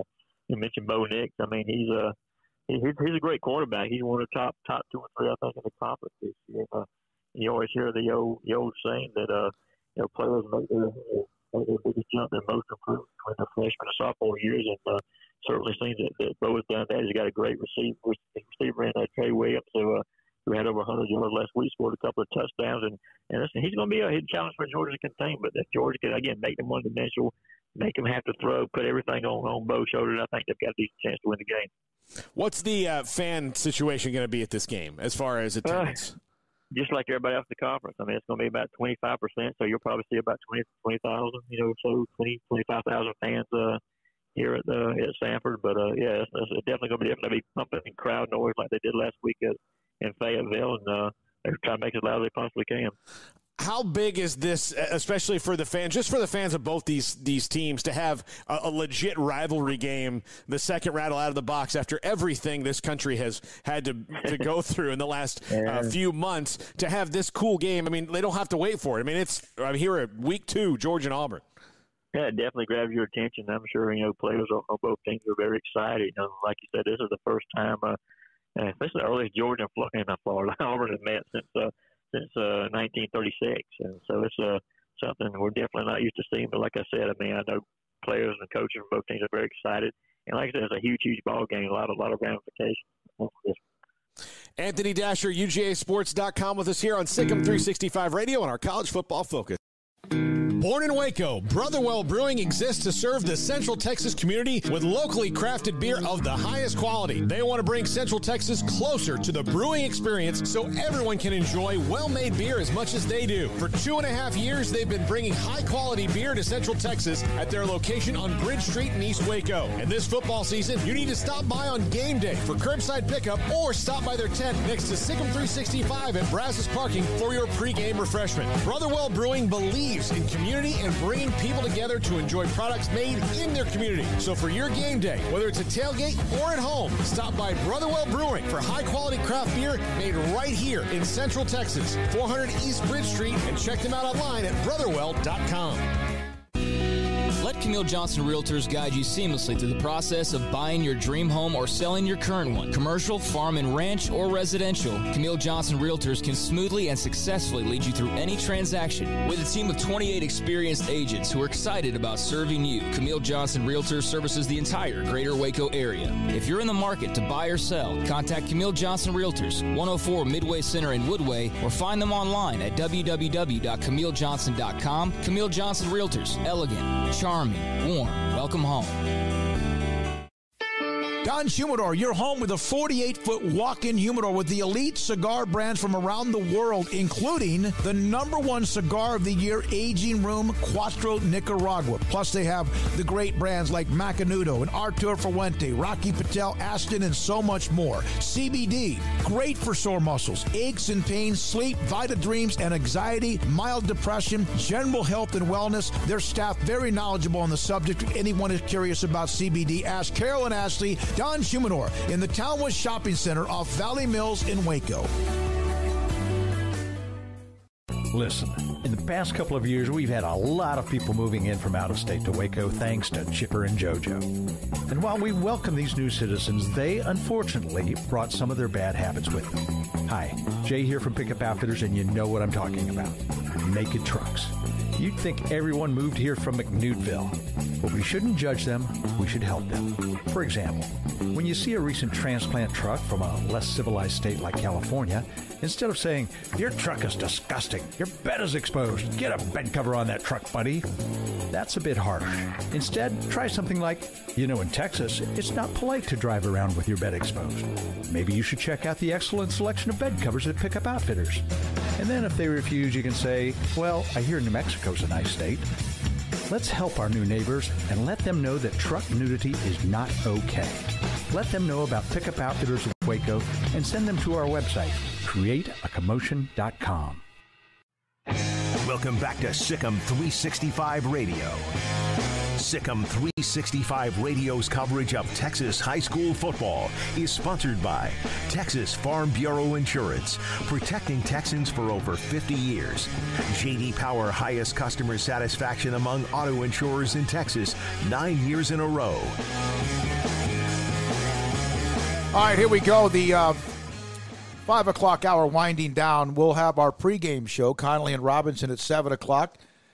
And take you all the way through that game. And then tomorrow morning at 9 o'clock, Craig Smoke, Paul Catalina, Armstrong Sims, and also me will be at the broadcast studio at 101 Elm off of MLK, broadcasting the pregame up until the Baylor game, right before, about half hour before the kickoff between Baylor and West Virginia. Then the postgame show with Drake Toll and also J.D. Piquel, and Paul Catalina, Armstrong Sims as well, and maybe hear from a couple of others throughout the post-game show. As soon as that game ends, we'll give us a couple of minutes to take a deep breath and then fire away with all of your comments, opinions, text messages, and phone calls. Jed Drenning, we had him on earlier. We had him on the show earlier this week, in fact, Monday, from the Signal Caller. He covers West Virginia, the sideline reporter. He has an old program. If you're around this game long enough, there's always a connection. Well, it's Samford. Back in 1989, playing for Terry Bowden and Jimbo Fisher, we faced a UT Martin team with a Sam linebacker named Ron Roberts, now the defensive coordinator on Dave Aranda's Baylor staff. Huh. That's not something I knew. He was 6 foot 225 and was a strong side linebacker, playing for Terry Bowden and Jimbo Fisher. And so I just saw that pop up on my timeline on Twitter as well. All right, so let's break down two or three things. Let's break down, first of all, is there a specific game tonight in high school football in Central Texas? And Craig, that score, not because we picked the game or you picked the game, but a game in which you're more intrigued of how it finishes?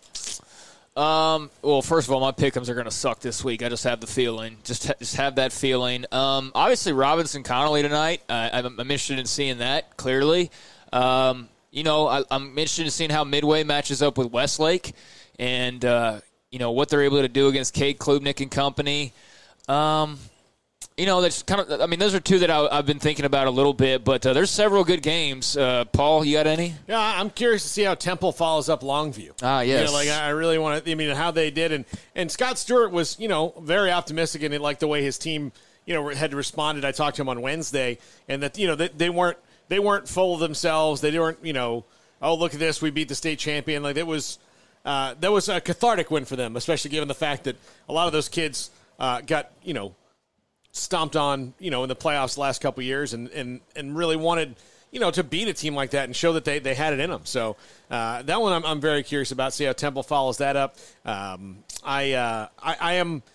curious to see, as we get into this district, I mean, Salato's got Gatesville. There are 3 teams winning tonight. Yeah, there's 3, but like no, there's a separation. Salado, China Spring, and Connolly, unless somebody throws up on them. But how like what Salado looks like as they get into district, like what and they're all three teams are different. Those thirds were to those are the 3 teams. Connolly, Salado, and China Spring are obviously and none of those really throw the ball. Now Bowden will throw it a little bit for China Spring, but none of them throw the ball. Salado runs the slot T, so you know what they do, right? Yeah. And then Connolly has struggled throughout the time, and now with Gaither playing quarterback, he's not going to throw the ball much more than 2 or 3, 4, 5, or 6 times. And most of the time it's when you don't expect it. Yeah. I'm also, as a former Tyler Lee grad, now Tyler Legacy grad, looking forward to seeing the Rose City rivalry. They've changed the name over the years. It was like Rose City Showdown, Rose City Shootout, and the shootout's the buzzword because we're soft.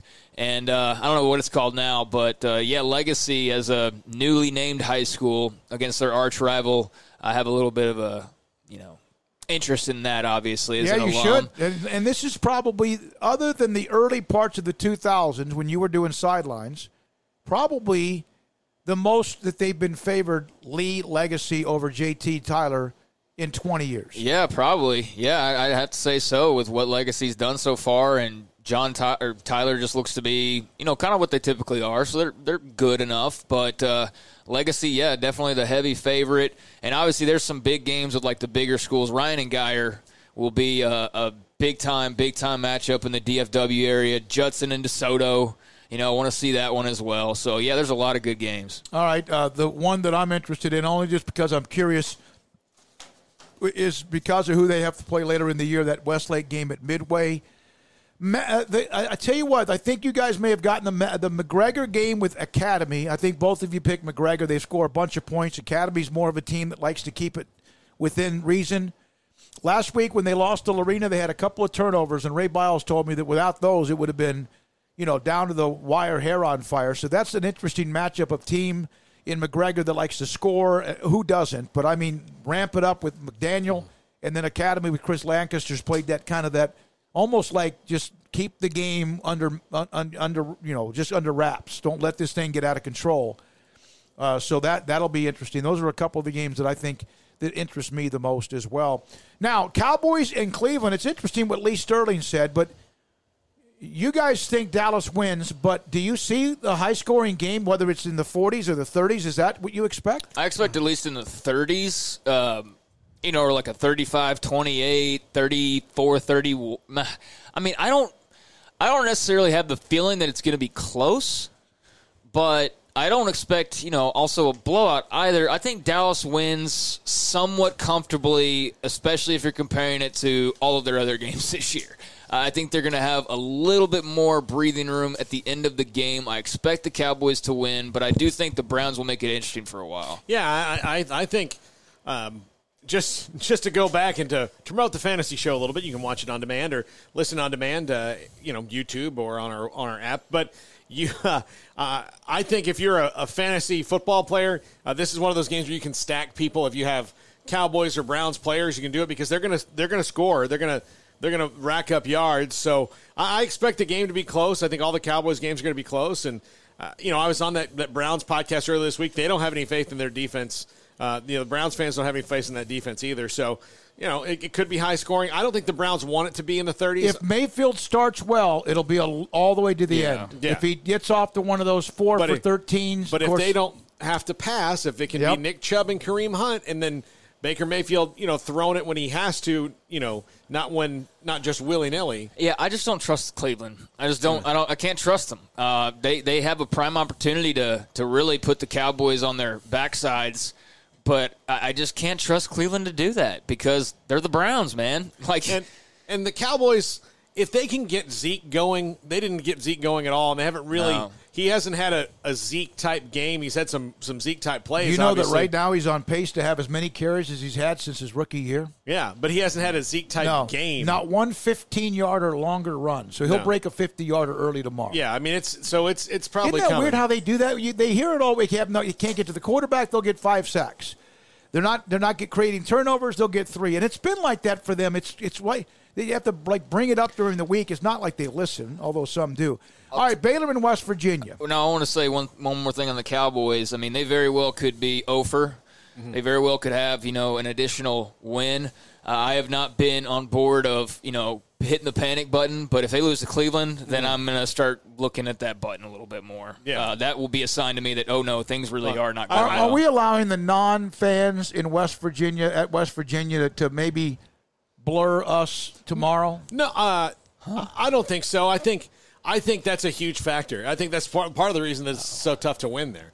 So, no, I don't think – I mean, granted, I don't think it's going to be as big of a factor that – that you shouldn't be like, oh, there's no fans, rubber stamp it. But I do think that that's one of the reasons that Baylor has struggled so much there, because they got a bunch of liquored up, mountain people. Yeah, and from what Matt Rhule said to us earlier, and I remember him saying this, I don't know, on or off the record or whatever, but I remember talk about the last couple of times they've been to Morgantown and just how absolutely filthy and brutal and ugly the fans were towards them. And not even in their typical brutal, nasty, ugly way, but even more so because they were using the ammunition of what had happened at Baylor to then throw that onto these current players, which, that speaks for the people doing that. You can make pretty quick judgment of them. But without all that, without being, screamed at on the sideline for 3.5 hours or whatever, that makes a massive difference, I think, for these players. It'll just be weird not having that noise. And so, I mean, what's intimidating about going up there if the fans aren't involved? Yeah. You're just playing in a different building, standing in a different place. Outside of that, there's nothing to be intimidated by. Yeah. What you get intimidated by is when you walk in and there's tens of thousands of drunken hillbillies that are going crazy, but none of that's going to be going on. So it's just it's kind of a weird road game, but not one that's nearly as dangerous as it typically is. All right.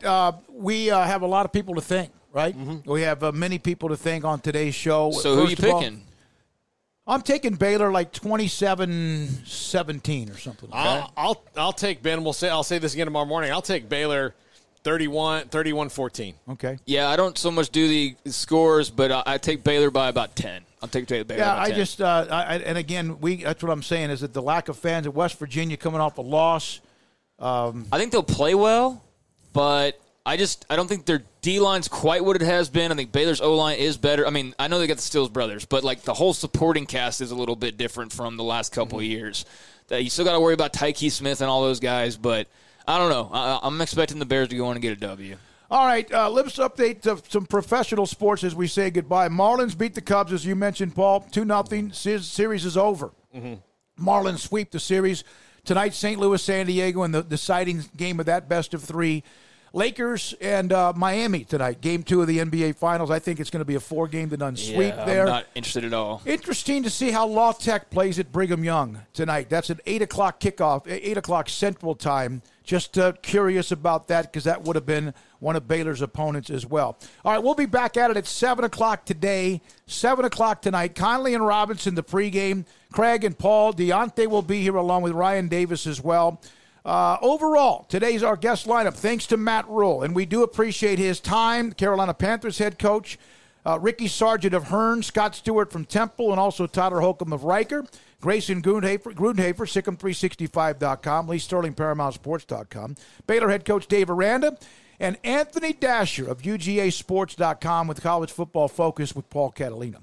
For Craig Smoke and Paul Catalina, another week. We're back in the studio not only tomorrow for the pre- and post-game, 9 o'clock is when we'll sign on with the pregame, but back in the studio on Monday as well at 3.